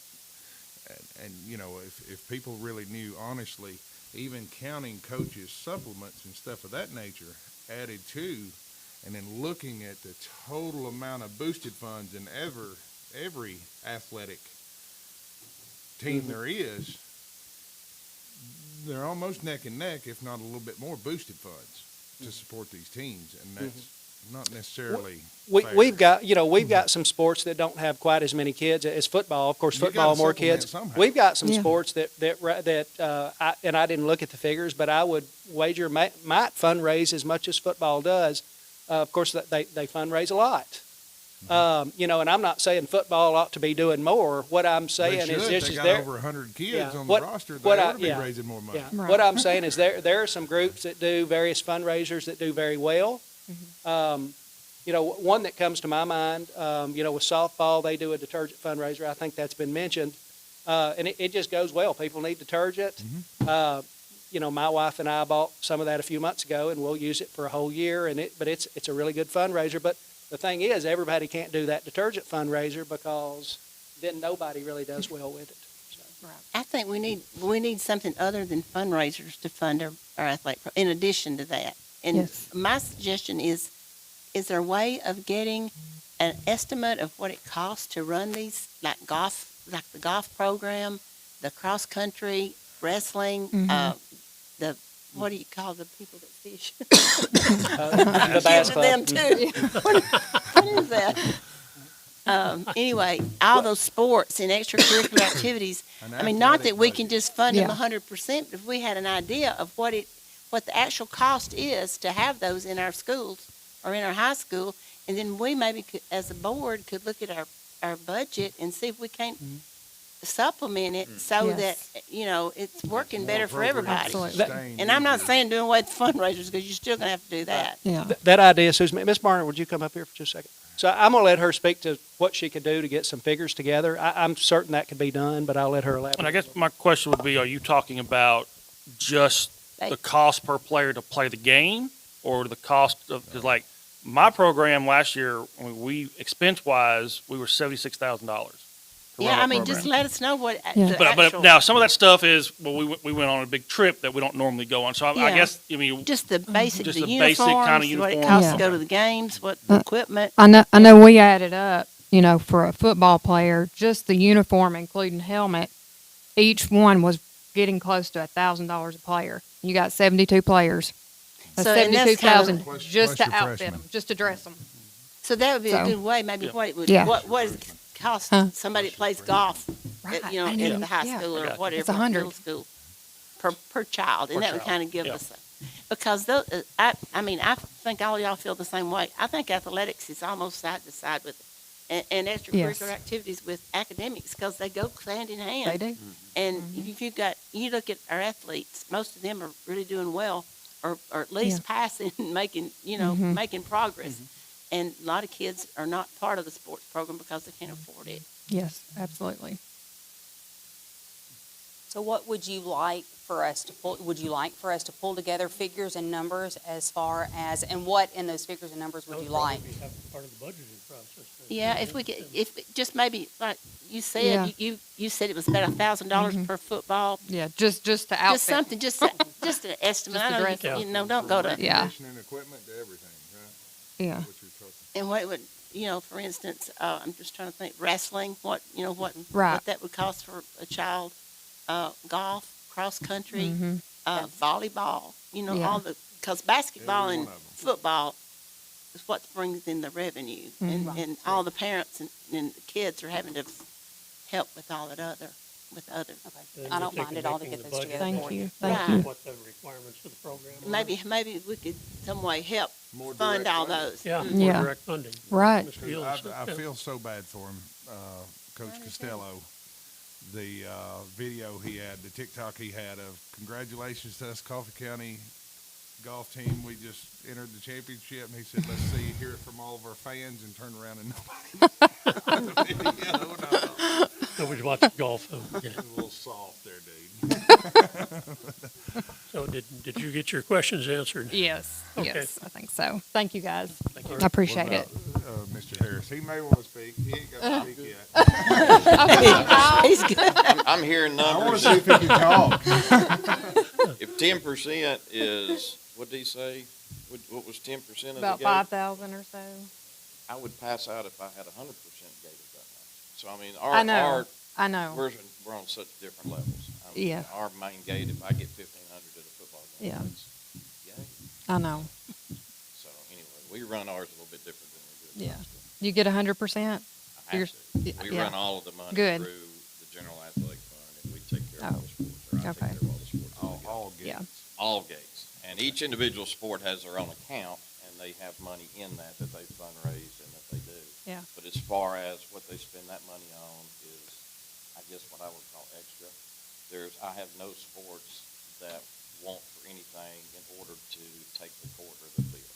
I take care of everything that they need out of that. Now, their money is spent on, well, we'd like to have new warm-ups. Okay, well, then you buy that. You don't have to have that to play the game. I'll take care of that. Yeah. And so anyway, we do things different. Yeah, thank you. All right, next item is the fence gate. So around the Is at the high Is school. that me again? Yeah, that's you again. Okay, this was really, Before you leave. So. yeah, this was really brought up in the safety meeting. Jennifer and Robert were there, so there may not be a whole lot more to add, or the safety committee meeting, I guess I should say. I had talked to Mr. Parsley about just, did he have any safety concerns or anything for the high school before the safety committee meeting. And we had talked about the possibility of a gate, fence around student parking, but in the safety committee meeting last Friday, I kind of walked away with the opinion of maybe there were more cons than pros on that. Did you guys kind of get Oh, yeah. that? Oh, yeah, definitely. What we might consider safe gating that student parking in to keep people out would actually impede them or keep them in an emergency situation, which we wouldn't want that either. So, Mr. Parsley, if you have something to add to that, you know, you and I talked about it over email, feel free. And if you want to, please. Yeah. come up to the Yeah. Mike?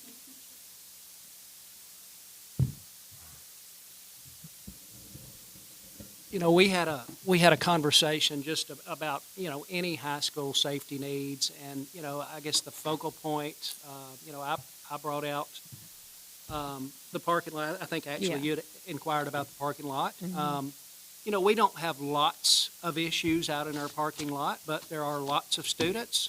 And to be truthful, the public does have access to our parking lot during the school day. You know, we might have one or two theft issues out there each school year. I'd have to go back and look at the, you know, the data on that. That's probably about the average. You know, would a fence, a gate make things safer out there? Absolutely. But it would also come at exorbitant cost. You know, if you're going to have a fence and gate, you've got to have someone there really to work it. We had also discussed doors, and I'm well aware, I know Mr. Shores has discussed with me multiple times that he's you know, working on getting doors for all of our classrooms at the high school, and also working on getting a window for each door, classroom door that does not have one.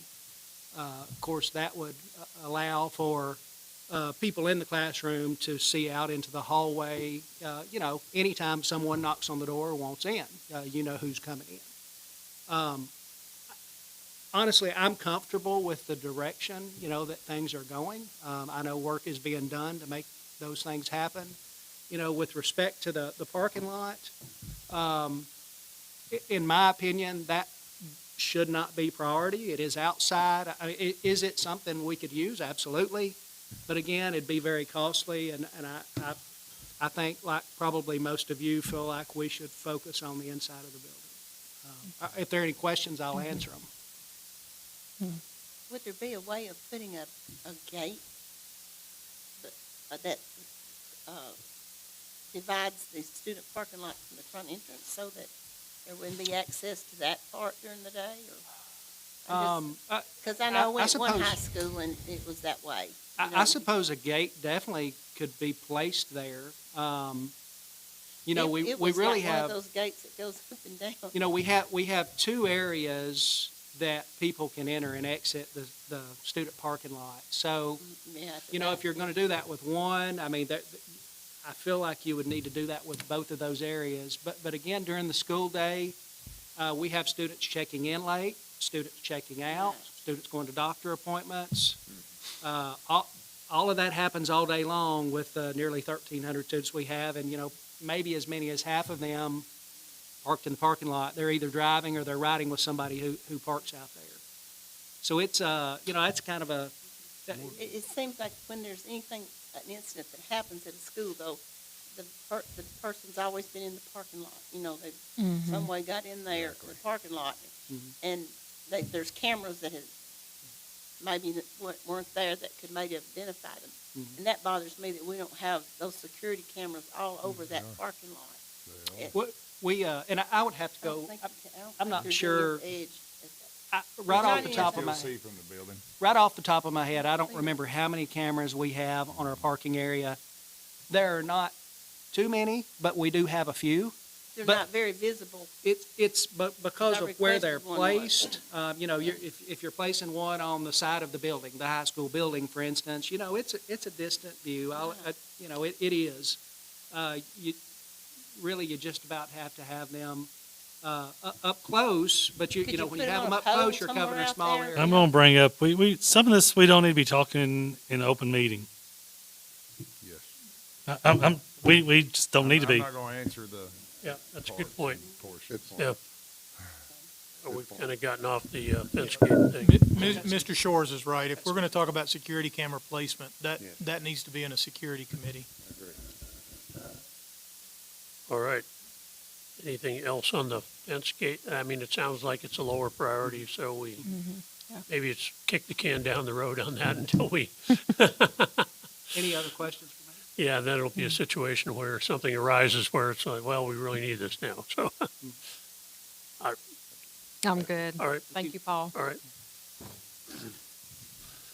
All right, so let's move back to budget development. We're going to hear from Ms. Melson basically on the budget process.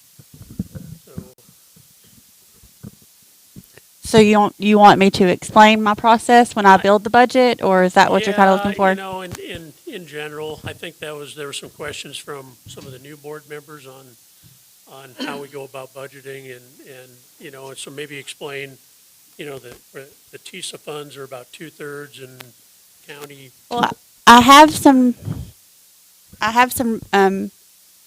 information on revenues. I have to put together a little bit of information for you guys, and I can pass it out. It might help you understand a little bit as I talk. Pass it down.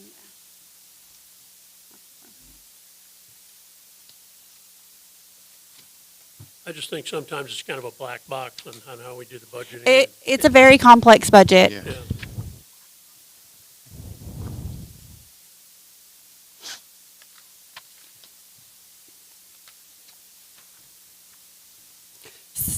I'll wait till everyone gets one. Worst up. Thank you, April.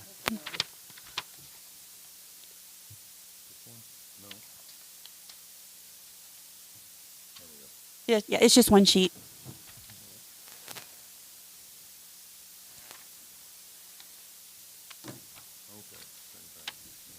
You took two. Okay, so as I start building the budget, really the revenue numbers, they come in a little bit later. So I start budget building around January of each year, and I mainly start with payroll because it's about 88% of my budget, payroll and benefits. But I'll start with revenues. This is the report that you guys get in the board meeting. You just see this top level. Like if you look at the first section, county property taxes, you just see that first level budget. So under that category, all of these items underneath it roll up to be this 9.9 number that you're seeing on here. So as I build the budget, a lot of these numbers are estimates. Some of them are 3-year averages. TISA is an estimate, and you can see it's around 33 million in my budget of the total revenue of 51 million. So I'll also work with the county to get property tax numbers. So when you look at revenues, it's kind of all over the place on how they're calculated. The majority of the budget actually is the TISA, and it comes through as an estimate to me, usually around March. And so basically, I start with this, and then in January, I start with what I have, kind of where I kind of guess the numbers are going to be, and then as we get later into like March, before I present you guys numbers, I start getting better numbers with revenues.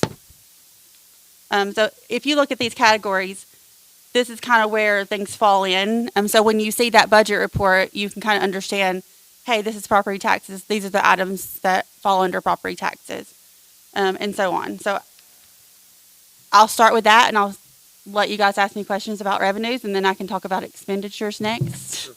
And our fiscal year is July to June, right? July to June. Typically, we don't get revenues in July. Usually, they start around August. So July is usually a very light month for revenues. And TISA payments, we get 10 of them, and they start from August to May. And that represents about 70% of the total budget. Yeah, so it's 33 million, around 31, 32 million versus a $51 million budget. So locally, property taxes is basically what keeps our schools running. That's the biggest revenue we have in local option taxes. And under that local option tax, I know it's about, we don't get anything from hotels or motels, do we? That's always been Well, I think we get it's based on how, and so I don't calculate that every month. That just comes to me, and that's done. The county signed that over some way or another that we don't It get that depends revenue on, anymore. yes, ma'am, it depends on how they're zoned, I guess, how they're zoned and whether or not, so like, if, I think I heard way back, Walmart is now city and county, where they used to be county, so it just depends on how they're zoned. And the county the lady at the county, Miss Ettinger, she keeps track of all of that. And so basically, I don't even get any kind of details on what we receive in, but if the hotel or motels are in our zoning for county funds, then yes, we would get that part of it. I guess what I was saying, of course, we all know that the county property tax is what that is. That's $9,949,000. And Mr. Cordell could probably tell us what the local option taxes are. That's $6 million. Yeah, so that's our sales tax. So that's the portion of sales tax. And mixed drink tax. Yeah, and so that becomes from, I think that's mixed drinks that are sold at like a restaurant. Okay. Yes. So we do get that from city restaurants. It's very little. So when you look at this budget, you're talking about $2,200. Oh, yeah. It's not much. And I budget $2,200, and we probably don't get half of that every year.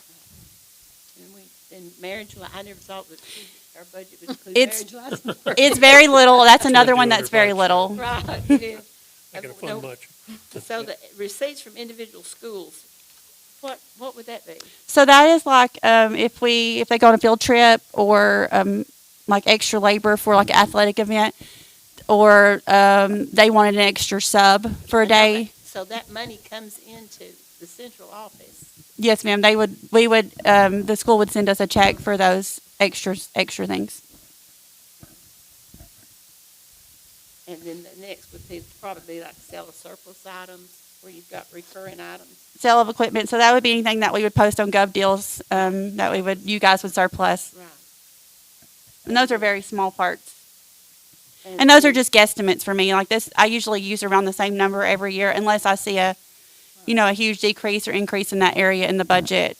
Going forward, I usually kind of use the same number when I'm budgeting those revenues.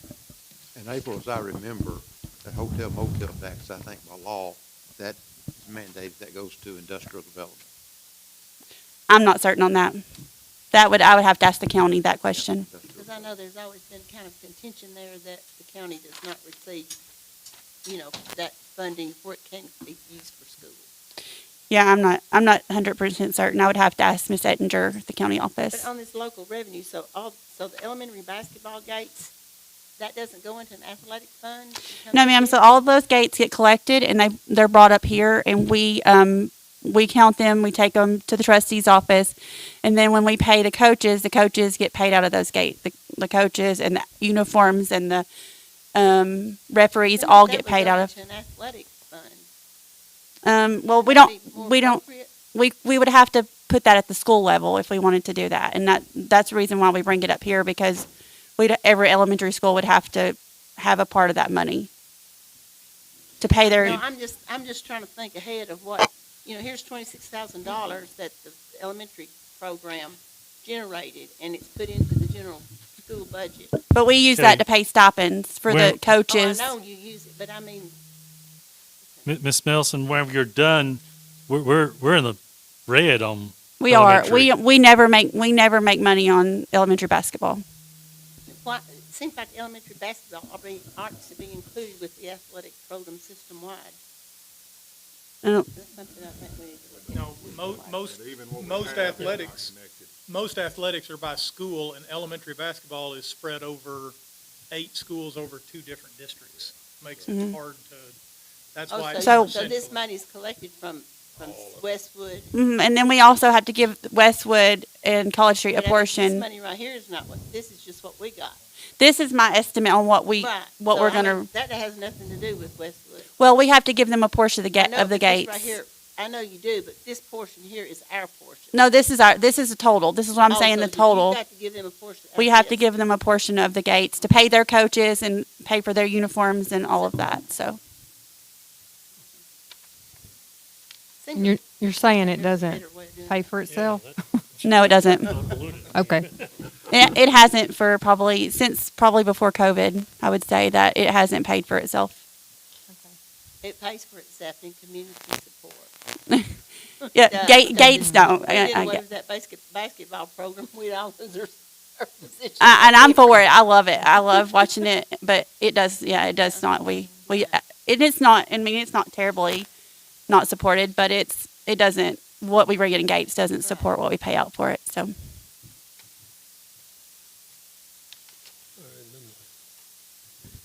I hope this is informative information.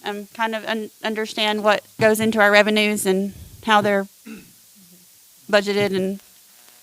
So the backside is the TISA, TISA and other state funds. So the backside is TISA, and then we receive a part of the TVA, and I have to read that to you because I to understand. So the TVA, basically, a big portion of that is from TVA on the section for other state revenues. I'm trying to find that worksheet.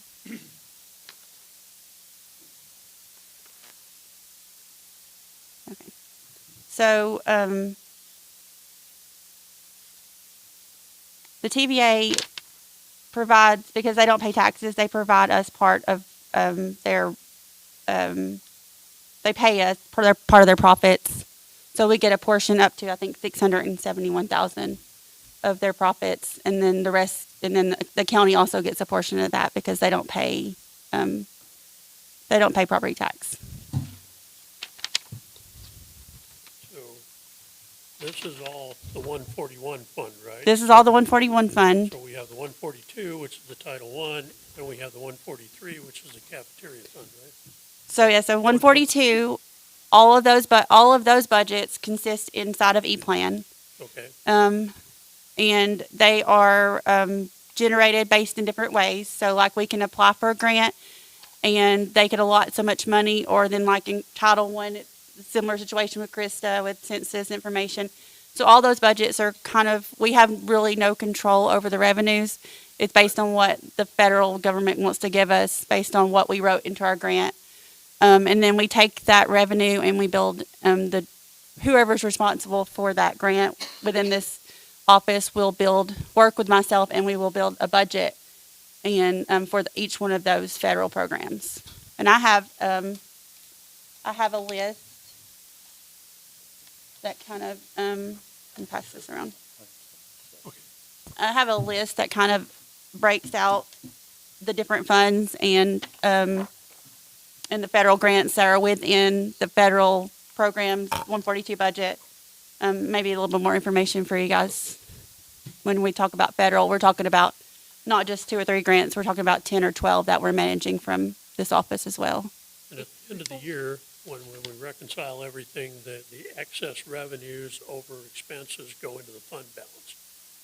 That is true for 141, but 142, if it's not a carryover fund, if we don't spend it all, we lose it, and then we're not allowed to go over that budget because obviously there's no revenue to cover it. Right. So that's a little bit different. 142 works a little bit differently than 141. Right. You have to either spend it, carry it over, and if you can't go over because there's not enough revenue to go over. Right. It doesn't have a fund balance to dip into, so I'm saying. And the 143 fund is mainly USDA funds for the cafeteria. That's correct. but It's that mainly maintains its cafeteria. own Fund balance, right? It has a fund balance. It does have a fund balance that helps support it as well. Back to the regular instruction on 141, because we've kind of gone over every one of these areas, but we went over the other state revenues, the federal government revenues. That's the ROTC program. Does that fund it? Does that completely fund the ROTC? No, so what that does is we get half of our instructors' salaries, and so the district pays half, and then we receive half from the Air Force. Okay, so the 78,000 is all we get, but we still have to pay part of that from Yes, school. yes, we'll pay that's for 2 instructors, and so the remaining part of that, and their salaries are based on what the Air Force gives me. So we have to meet a requirement to pay them, and so that may look high for 2 instructors, half, but I have to meet that requirement, or I have to file paperwork with the Air Force to make sure we're meeting that requirement. Last Thursday night in our district meeting that we attended, one of the questions and the topic of a lot of discussion was, with a lot of concern about the economy and sales taxes going down and decreasing, the question that the legislature is considering is, we'll be discussing, should the General Assembly require that if funding bodies do not meet their MOE obligations, comma, they must pay the difference or true up the next year? That'd be some money falling back on county government. So I Maintenance just- of effort. Yeah, on maintenance of effort. So we have to provide, Go ahead. so when I fill out, I'm sorry, I didn't mean to interrupt you, That's but every year I have to submit my state, our state, our 141 budget into ePlan, which is where we manage all of our grants. It's a website that we manage all of our grants through. And I say our, but the whole state uses it. There's a maintenance of equity calculation that we have to provide in that when I enter my 141 budget. And I will say the county is meeting what they're supposed to and some. Like, they're way above. So even in the coming years, we're still going to be good as far as what the county provides. So we do have to meet that test. And if we did not meet that test, then the comptroller's office would send our budget back. And they would say, nope, you have to go back to the county and you have to redo your budget. So that is one check that we currently do every year.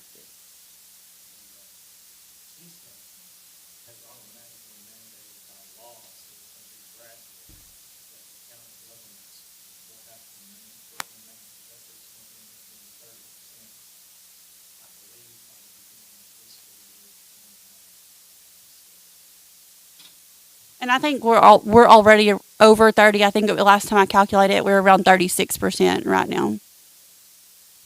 And so we're already there. Like, a county sufficiently funds what we need to as far as revenues, as far as maintenance of equity.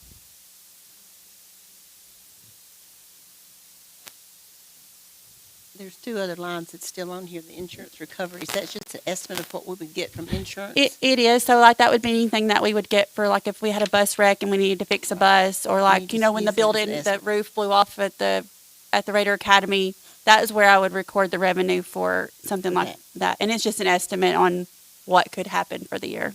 And the last thing, of course, is indirect cost, and the federal programs have to pay the regular school system for what it would cost to take care of those programs or run them, maintain them, you might say. And so you just estimate I $35,000 do. every year. I look at what we have out there for federal grants that year, and I estimate based on not even knowing what our federal grant amount looks like, because those are done usually after we do way after we do the budget. So it's just an estimate. It's a very rough estimate, yeah. So, for instance, Ms. Cole's program has to pay the regular school system indirect cost for us to have to worry with her. Well, we actually can pick and choose what grants that we could actually pick and choose. We don't have to do indirect costs. So I think a couple of years ago we decided not to do that anymore with Title I. Oh, really? So is that allowable now? Mm-hmm.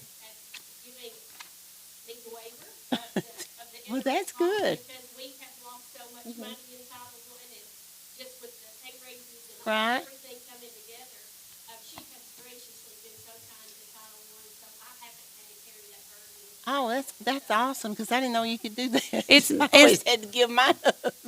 And we've pretty much given that up across the board as we Really? get as stringent with funds. We've done that for a few other funds as well. So this number actually I budgeted it probably based off of ESSER, because ESSER was the only fund that we were going to be okay to do that with. So no, it's not a requirement. We don't have to budget that. And so we've kind of had to stop doing as much as we were doing in the past because we want to keep our people. Right. So. All right, any other questions on the budget process? Bye, Holly. You can't leave and be Come back. You're not gonna sneak off. So I will say that this is just the revenues part, and then the expenditures, like I said earlier, they're around 88%. salaries and benefits are around 88% of the budget. So what you see on the board report, when you look at those numbers, 88% of that total budget is salaries and like your medical, your retirement. So there's not a whole lot left after you really, really look at it. So I can, It's very informative. and I can put together something similar like that on the expenditure side if you would like to see it, kind of like what we pay out of those areas, and I can share that with you.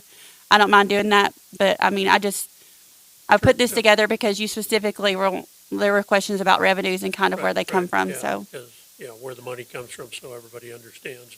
So the 88% is fully loaded salaries then. So Yes, and that's- it's the, their base salary plus all their supplements, athletic supplements, so anything you talk about salary Okay, would be that 88% plus all the benefits that the board has to pay for those employees. 12% for everything else. 12% for everything else. It's not much. Yeah, it's not, when it boils down to it, it isn't much. Okay, any other questions? All right. Let's move on to the next agenda item. Thank you very much, Ms. Nelson. Thank you, April. Thank you. And the additional reporting for board meetings, I know there was a couple. There's three. I marked it off a little early, sorry. Yeah. I mean, this is just, for, it probably should have been on the agenda, topic, but, I know, I guess I would like to see a report monthly on capital projects. Sometimes we don't, even if there's nothing to report, like we got some big projects at East Coffee and Hickerson coming up and, kind of where we're at on that. And I know it's kind of, in a lull period, but, what we got going on with that. So I don't know if that's possible but it would kind of be nice for the board to see that. Maybe just, I know fund balance doesn't change much, but kind of looking at that. And you had the teacher openings, is that, Rita, Oh, what? on additional reporting on the teacher opening or what openings we have? And you were asking something about that. Oh, my brain is dead. Yeah, I understand. Are there any teacher positions open? I think At there's this time? one, that math position at the high school that's been open. We've made it work, but pretty much we're fully staffed, I think, across the district, is my understanding. I don't know, that's the only one I can think of, other than, I forgot. To my knowledge, we are fully staffed at this moment, but there is the possibility, there's this math position that stays at the high school that we've just not had any success in filling at this moment. I don't see Mr. Westmoreland, but I believe SPED is fully staffed for the moment. But go ahead, Mr. Parsley. Well, I don't have much to add. There's a math position that we did not fill for this year. And at this point, the position, I'm not sure when, but we had it taken down some time ago. Once you get the year started, we made it work. With our student numbers, we're actually okay with our math classes. And so we made it work. We took the position down because, you get a little into the year with what you've got in students in certain classes. And we just, saw that it was best to just make it work this year, which we're doing really well as far as the numbers in those classes. That's the only high school position. And like I said, it's taken down. Oh, I know one thing.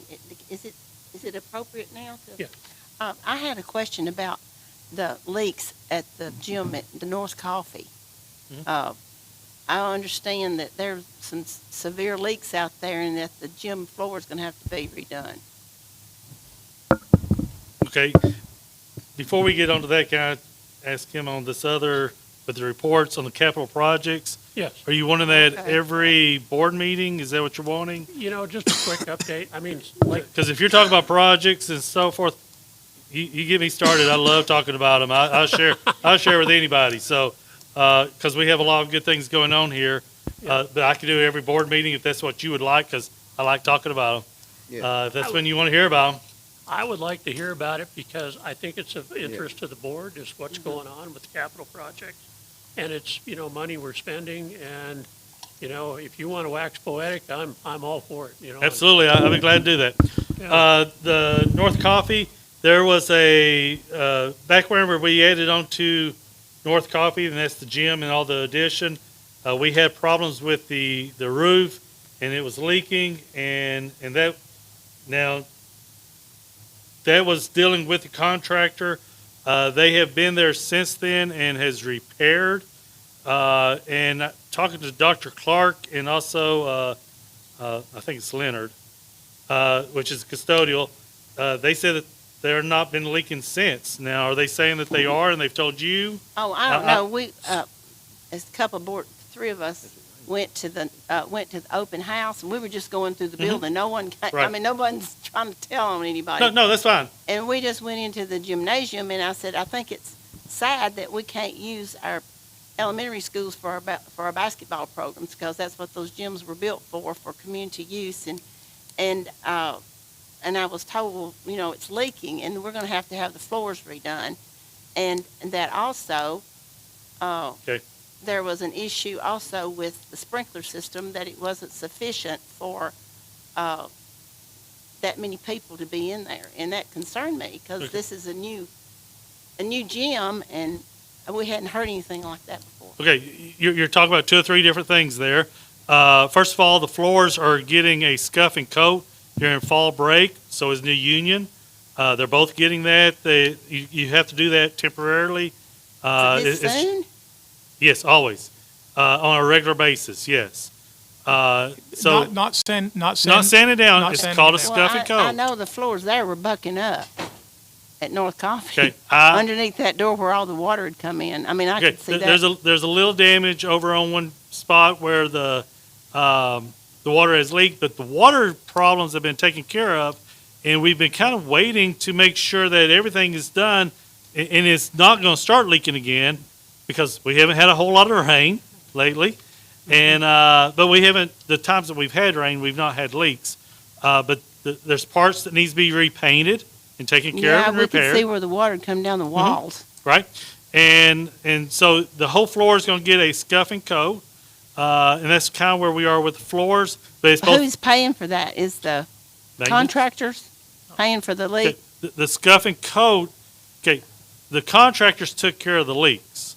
Okay. So they took care of the leaks, didn't charge us. They took care of them. The scuff and coat is a maintenance situation that we have to do on a regular basis. Are the contractors going to take care of the painting where the damage was from the water? I would say probably not, no. Have we Why? pressed them to do that? Do what? Have we not pressed them to do that? We have pressed them, yes. We Wish have you pressed didn't them look on, like on that. quite a few things with it there. So right now, that's where we are. We are looking into the painting and the And what repair. about where the floors have bugged? I mean, it's so sad to walk in there and see that new gym in that condition. And I don't like to see the floor there the way it is. Right now, we are doing a scuff and coat on the remainder of the floor. So the contractors paid for the leaks, and they've got that taken care of. They But repaired we're the having to leaks. pay for everything else. We are having to take care of the other parts of it, yes. Well, it has New Union leaked? Not that I know, no. But the scuff, what he's talking about, a scuff and recoat, is not related to the leak. No. That has to be done periodically to all of our gymnasiums, and it's just time for that to happen at North Coffee and New Union. So scuff and recoat occurs on all our gyms on a regular basis. Okay. Correct. But the bucking wood doesn't occur. I agree with you. And that little, there's one little section there that does look bad, and no, that has not been addressed to be repaired. Are we going to address it to be repaired? It will need to be addressed to repair, yes. And we certainly need to look at who those contractors were when we start other building programs. Absolutely agree. That's unacceptable. I completely agree. Mr. Chairman? We got another, I don't know, the new films that we put on at the Raider Academy. I understand there was some complaints about that principal said something to you about? Ask your question. That there was a problem with them not sealing right or something, or not, I think She asked you about the problem with it, some of the windows? Not ceiling right now. I don't know. Okay. Did she have some issues with the windows, the principal at the Raider Academy? Okay, she would like to have had the laminate graphics instead of on the second set of glass doors that goes into the hallways. She would have liked to have had them on the front doors. Now, I know that she requests that, but it's going on the second set of doors, talking to the contractor that we worked with. He said that's for the safety reasons. If you put it on the outside and the front, that is for more cosmetic.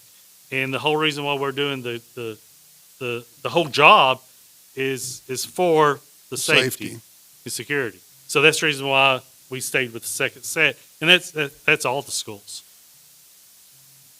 So I don't know if that's what you're talking about or not, but that's the only one I know about. Okay, last item, enrollment numbers. Okay, I'll call your attention, the two sheets that I have, this has been given to the board at the fall retreat pretty much every year of my tenure, I believe. That's these two numbers here, you're gonna see colored numbers, I'm gonna explain what you're looking at. So these are the two sheets that are developed each fall. When I came in, there was obviously, I'm going to call your attention first to the ones that say total student numbers 24, 25, city and county. It's the sheet that's all white. It doesn't have any green squares. So what happened was we know our own numbers very well, but the problem is we have to know city numbers in order to make plans for the high school. In the fall of 2019, Dr. Cornelius worked with his colleague over in Manchester City, and we got these numbers and created this for the first time. And that's when we discovered that between Coffee County Middle School and Westwood Middle School, we had bubble classes in 6th, 7th, and 8th at that time. But that's also what gave us the ability to plan, and we ended up putting in a total of 8 new classrooms in the high school over the next few years after that to get ready for that large bubble group coming in. Now, the biggest of that bubble, the first of that bubble group graduated last year. But we have continued to utilize these projections and these numbers. These are not projections, these are actual numbers. We've continued to utilize this so that we can look for trends and look for issues and what may be coming to, and challenges. Now, I will say this, one thing that's unusual about this one is the consistency. So what it is, if you look on that one, you'll see a number, you'll see a gold colored, closest thing I can come is a goldish orange color going from top left to bottom right. And that is the same cohort. The kids who are seniors right now in 12th grade and 24-25, they were kindergartners in 2012, 2013. So that's that same cohort. So what you're looking at is each color is a cohort. So those kids K through 12, you can see what happened, and these are city and county numbers. So there are some fluctuations that occurred in the city, there's some fluctuations occurred in the county. The reason we combine these like this is it allows us to see what's coming in future classes to our high school population. So that number, the row at the bottom, 24, 25, that is the current numbers of kindergartners between, like, it's kind of a bluish gray color in the bottom left. That means that as of that date, I believe it was like September the 16th, we do it after Labor Day because that's when numbers tend to settle down. And that means there were 431 kindergartners in all 8 schools, 6 Coffee County schools and 2 Manchester City schools. There were 450 first graders, 449 second graders, all the way across to our current senior class. And like I said, this is actually the most consistent I've seen it in any of the years. This is about the 6th one of these we've created, and it's pretty consistent all the way across. So that indicates we don't really have any bubble groups coming. But by doing this each fall, we're able to look at that, and we can make both staffing and planning, we can anticipate changes at the secondary level as far as what we need. Now, I'm going to explain what this one is. I'm calling your attention to one that has the green squares on it. It is titled Total Student Numbers, Coffee County Schools. Now, these are just our enrolled students.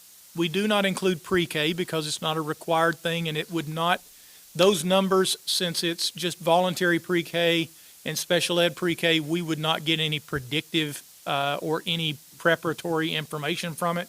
So we do not include them in this document. This is just Coffee County schools. So where it is white, that is K through 8, that is white because that is just Coffee County students, the 6 elementary schools and Coffee County Middle School. The reason we changed the field on the last 4 to green is so that if somebody's looking at this, it makes it stand out from the other one, and it allows you to say, okay, why did it jump so much from 8th grade to 9th grade? Well, it jumped that much because that's when Westwood Middle School students join our Coffee County Middle School students at the 9th grade academy. So that one allows us to get a snapshot of just our enrolled students at some point, usually after Labor Day, by mid-September, when the numbers have settled down. We do not run this in August because our numbers tend to fluctuate pretty significantly until shortly after Labor Day. But looking at this, we don't have any concerns. I'm going to go over this with the principals at the principals meeting and look at that. But since we've provided it to the board at each fall retreat now for several years in a row, wanted to put that out there and provide that. I don't see anything coming right now that creates concern. Yes, there are some big classes. 3rd grade is pretty good sized as far as total between city and county, but it's 473 is only 5 bigger than our current junior class. So it's a big class, but it's not one that we think, hey, we've got to make adjustments at the high school to get ready for that coming here in 9 years, or, well, I'm sorry, 7 years. But that's just one of those things that we use and we utilize and we look at. It's being provided to the board. I'll try to answer any questions you have, but I didn't see anything there that really created any concerns. There, you see another table, end of year enrollment. Well, I have a question on this. Okay. Total numbers. I know you say you don't see any concerns, but I do see something that's very interesting to me is that the city may have some concerns because if you look at kindergarten, total kindergarten for both county and city is 431, and ours is, and so we have 269, which that leaves 2 schools at Manchester City with 162 kindergarten kids. We only have 100 more, and we have 6 schools. So that shows that the trend is the city schools are getting bigger. That is correct. And we're losing. City schools are growing much more rapidly than the Coffee County, the rural schools, yes. And that's part of the reason they're having so much trouble with room. So that's something has to be changing because if you're looking at the kindergarten, of course, that's a long way to high school. Well, it's not too far away from high school. 8 years, you might say. Right. But it allows us, it allows us to look at that, and it's 431 total kindergartners, and that's only 8, that's within 8 of our current sophomore class that would be housed at the high school. So again, yes, Manchester City has some growth problems and that kind of thing, but that is I really have not analyzed their problems. Well, it affects us too because Of course. As they grow, they're going Right. to do something. And that's differently, why too. we create this document Right. each year to keep an eye on that. Right. And we have these numbers for every school too, obviously. But We can separate numbers out by, we have it for each of our schools, but I've not, Gary's got them too. I've not broken it down, including like Westwood Elementary School. We don't bother with that. Right. But we have our own numbers for our individual schools. And do we see any trends there that are concerning at individual schools? Individual schools, right now, our growth is stable to neutral largely. But that's where we are. What we do, Ms. Sizemore, for example, we use this for some predictive ability at the secondary. Ms. Sizemore, our elementary supervisor, maintains a chart that shows how many students in each grade level at each school, and we use that information in the spring to hire people for the following year. So we can look at a kindergarten class, and if it's really big, then we know that, hey, we're going to have to consider adding a first grade teacher at this school, or we've even done this before, move a teacher from one school to the other because of the changing population. But that is an ongoing thing that principals maintain throughout the entire year. I know Gary's pulled some of those numbers, but I looked at this too, and I see a trend at middle school. We were 972 at one point, 1,011 at one point in 2019, 2020. And now we're 784. That's quite a bit of difference, and we need to look at why that is. Well, if you listen to what I said just a while ago, when we started these things, we had 3 bubble classes that at that time were in 6th, 7th, and 8th grade. And so that decline matches our expectations because we had 3 unusually large classes that were all grouped at the middle school level. And if you recall, I said that's why we tried to make it a point to add classrooms at the high school and do that kind of thing. So what's happened is large classes have been replaced by regular sized classes, and the numbers have gone down at the middle school as a result. Well, I mean, it's a trend. So however you want to explain it, it's a trend. Well, but understand, it's really gone down.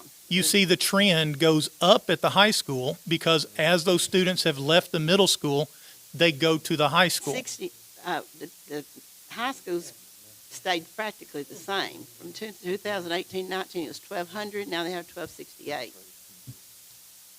And, they even dipped down into the 1,100. But I also noticed the trend that, of course, the other schools that have gone down in enrollment, not that much, but Frederick Academy gone down, East Coffee, and New Union. And New Union was at one time 330, and now they're 278. So, not that I'm saying that there's a particular issue, but sometimes you have to look at trends and see why. Is it because people don't live there anymore? Is it because, the school zones have changed, or is it because parents are taking their kids somewhere else? And I think part of that is parents are taking their kids somewhere else. They may be homeschooling. They may be taking their kids into the city. And if that's the case, we need to figure out what it is where we can pull them back in, because we've got to provide an environment that parents want their children to have their kids in our school system. And when I see a trend like that, it concerns me. Okay. And I don't know the total, if I may, Mr. Chairman. I know the total population, the county was 4,251 in 1819. Of course, I know that's before COVID, whatever, but in 21-22, 4,082, 4191, 4143, and 4169. So it's good. With the growth we're having in the county and coming in and whatever.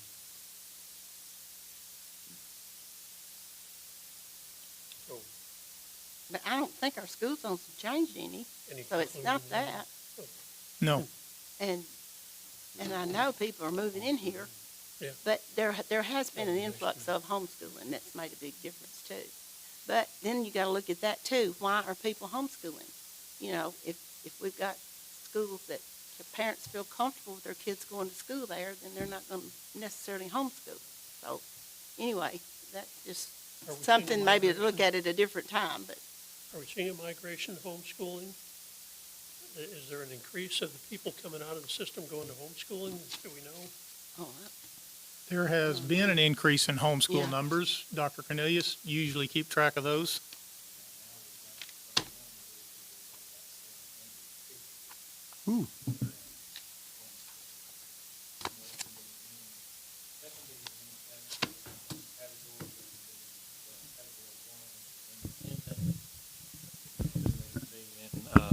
Category 3, which is accredited online, and then they could be Category 4, which is the umbrella, the religious affiliated umbrella schools. So, but yeah, there has been an increase in the homeschool enrollment from the district past few years. There has been.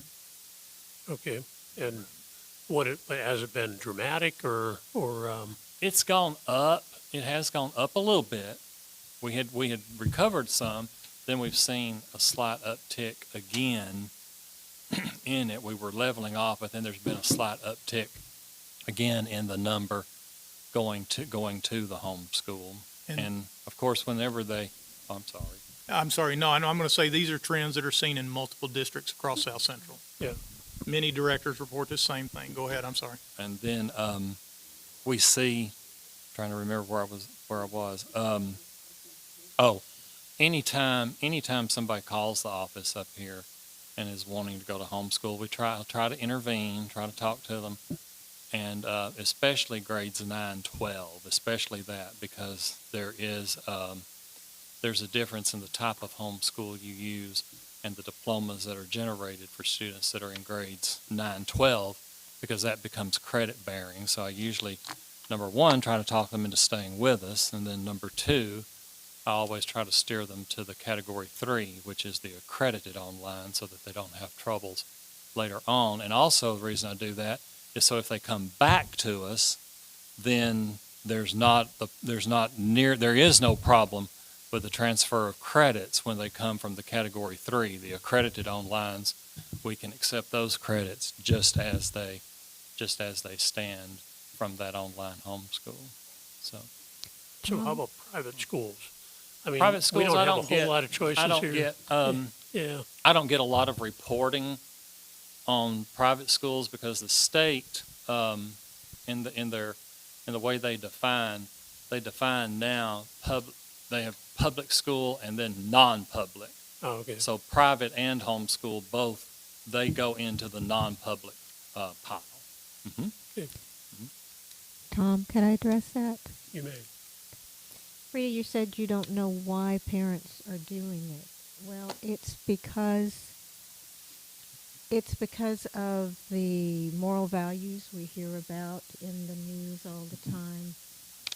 The things being taught about the areas of sexual promiscuity, the areas of the fact that, well, just listen to the news, and you know that's coming in to our schools, and they're hearing this in the news. They're knowing they can't honestly trust if they send their kid who's going to show up in that bathroom. Sometimes it's safety issues. Sometimes it's moral issues. But parents are saying, this is our protest against what you're doing in the schools.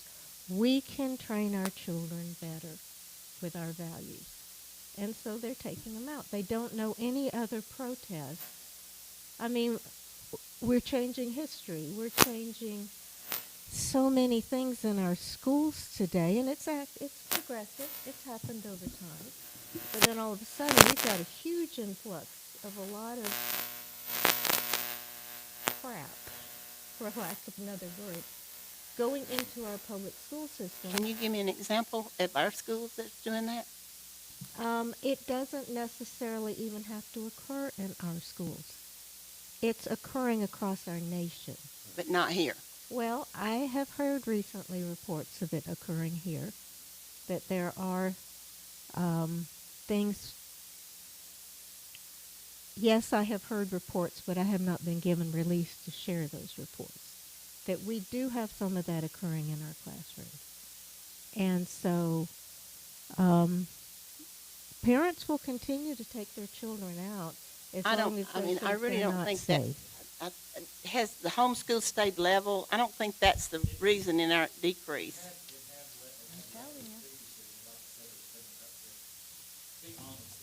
And I think it's a privilege for parents to be able to do that. You know, that's their choice. And It it's, is their choice. right, right. And they're making them.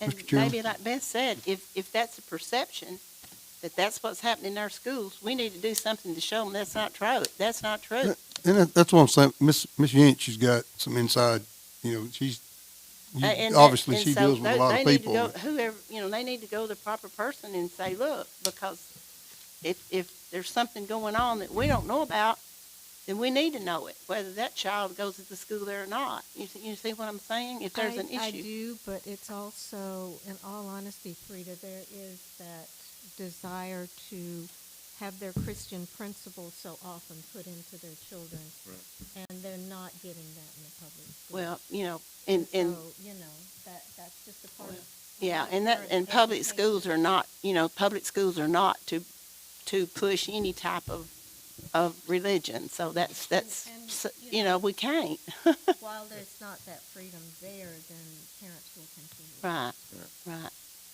I think what Ms. Jones is really concerned about, which I'm really concerned about, is if there's anything going on which we don't know about as Right. board members. I mean, I've been here for 4 years, and there's something serious the matter enough we can't be talking about it, and that's why we're having a bunch of kids going to homeschool. I'd like to know Me too, yeah. instances or ideas or things. Because- If it Because can- we as a school can. system certainly aren't promoting that. No. And I've not heard, and I hear a lot of things. Yeah, I think sometimes I've just not too, heard it's, anything yeah. like I think you're talking about. Yeah, and I think And then sometimes, you can oh, talk. sorry. Robert, John.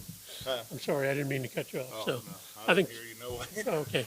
Sometimes I think that the national perception, you hear all this stuff in the news and people just assume it's happening here and they don't want to be part of that. But, I think we are not New York City or Chicago or anything like that. And, so there's certainly a lot less, I mean, I understand what you're saying about, the religious instruction and that type of thing. But I think there's sometimes a perception that things are happening everywhere and, it's not happening here. And I know there was a perception of my rumors. uncle Ray Green, who's passed away now, who was a Korean War veteran, and he actually thought that we did not fly the flag at our schools, and he was part of the community. I mean, he ran a grocery store, and he thought we didn't say the pledge in the schools, and they had a Veterans Day at New Union, and Chanel asked her uncle to go because and he called me back. He called me up after he went out there and he said, Frida, he said, I am so sorry. He said, I have never been so shocked in my life. He said, what I've been hearing is not true. He said, that was the most patriotic service I've ever been to. And he said, those kids were so respectful. And I said, that's what's so sad is the disinformation that gets out there, especially in this area. I mean, I can't talk for other states or other cities, but I certainly think Coffee County is not one of those, and I'm proud we're not. But if there's something that we need to know about that is going on, Sometimes it's rumors. right, and I that was know just, and because- that taught him a lesson. He thought, this is I can see him saying that. Because I kept having several people approach me about hearing that we had the cat litter boxes at our high school. Yeah. And I said, no, we, We don't have Miss- the cash. Mr. But Ch- things like that get started, and then Mr. Chair, I would like to say, and this occurred before I ever took this position. I'm not defending myself or anything else. My son graduated before I took this job. My daughter kind of finished up her last year or two of high school after I'd taken this job. I elected to educate my kids in this district. Were there some teachers that I thought were stronger than others in my kids' academic careers? The answer to that is yes. But I can say this, never did any of my children's teachers try to teach them unchristian-like behaviors. They did not try to teach them anything about promiscuity or anything else. My kids were blessed with educators that cared about them, that they exhibited their Christian beliefs by their actions, even if they couldn't teach it with their words. They were incredibly strong, and I've always felt like my own children were incredibly well cared for. So I just wanted to defend this school district and the teachers that are in it by saying that was my personal experience. And I think that is the personal experience of the vast majority of our parents, or I hope so. Yeah, and I think public schools are going to have to start defending themselves and standing up and saying, look, this is not happening, and the public needs to know that. And if there's isolated incidents where it's happening, it will be addressed. Because our public schools have got to stay here. We've got to have public education, and it's better for everybody. And, I'm glad that we live in a country where if I want to homeschool my child, if I want to send him to a private school, I can, but there's still got to be a public school system for the kids that cannot do that. And we've got to make it as good as we can for them. well, I've got to say, when my kids went to, my last two went to high school, up at the high school, they had excellent teachers. I had one teacher that called my son out, and I went in and congratulated her on it. So yes, we have excellent teachers in our system, but I'm just telling you some of the reasons parents do homeschool. Right. All right. If there's nothing else, then we can, I don't know if you actually adjourn a work session, but we stand adjourned. And thank you very much. I can get up, I think my legs are numb. What's that? Push off. Hit the button.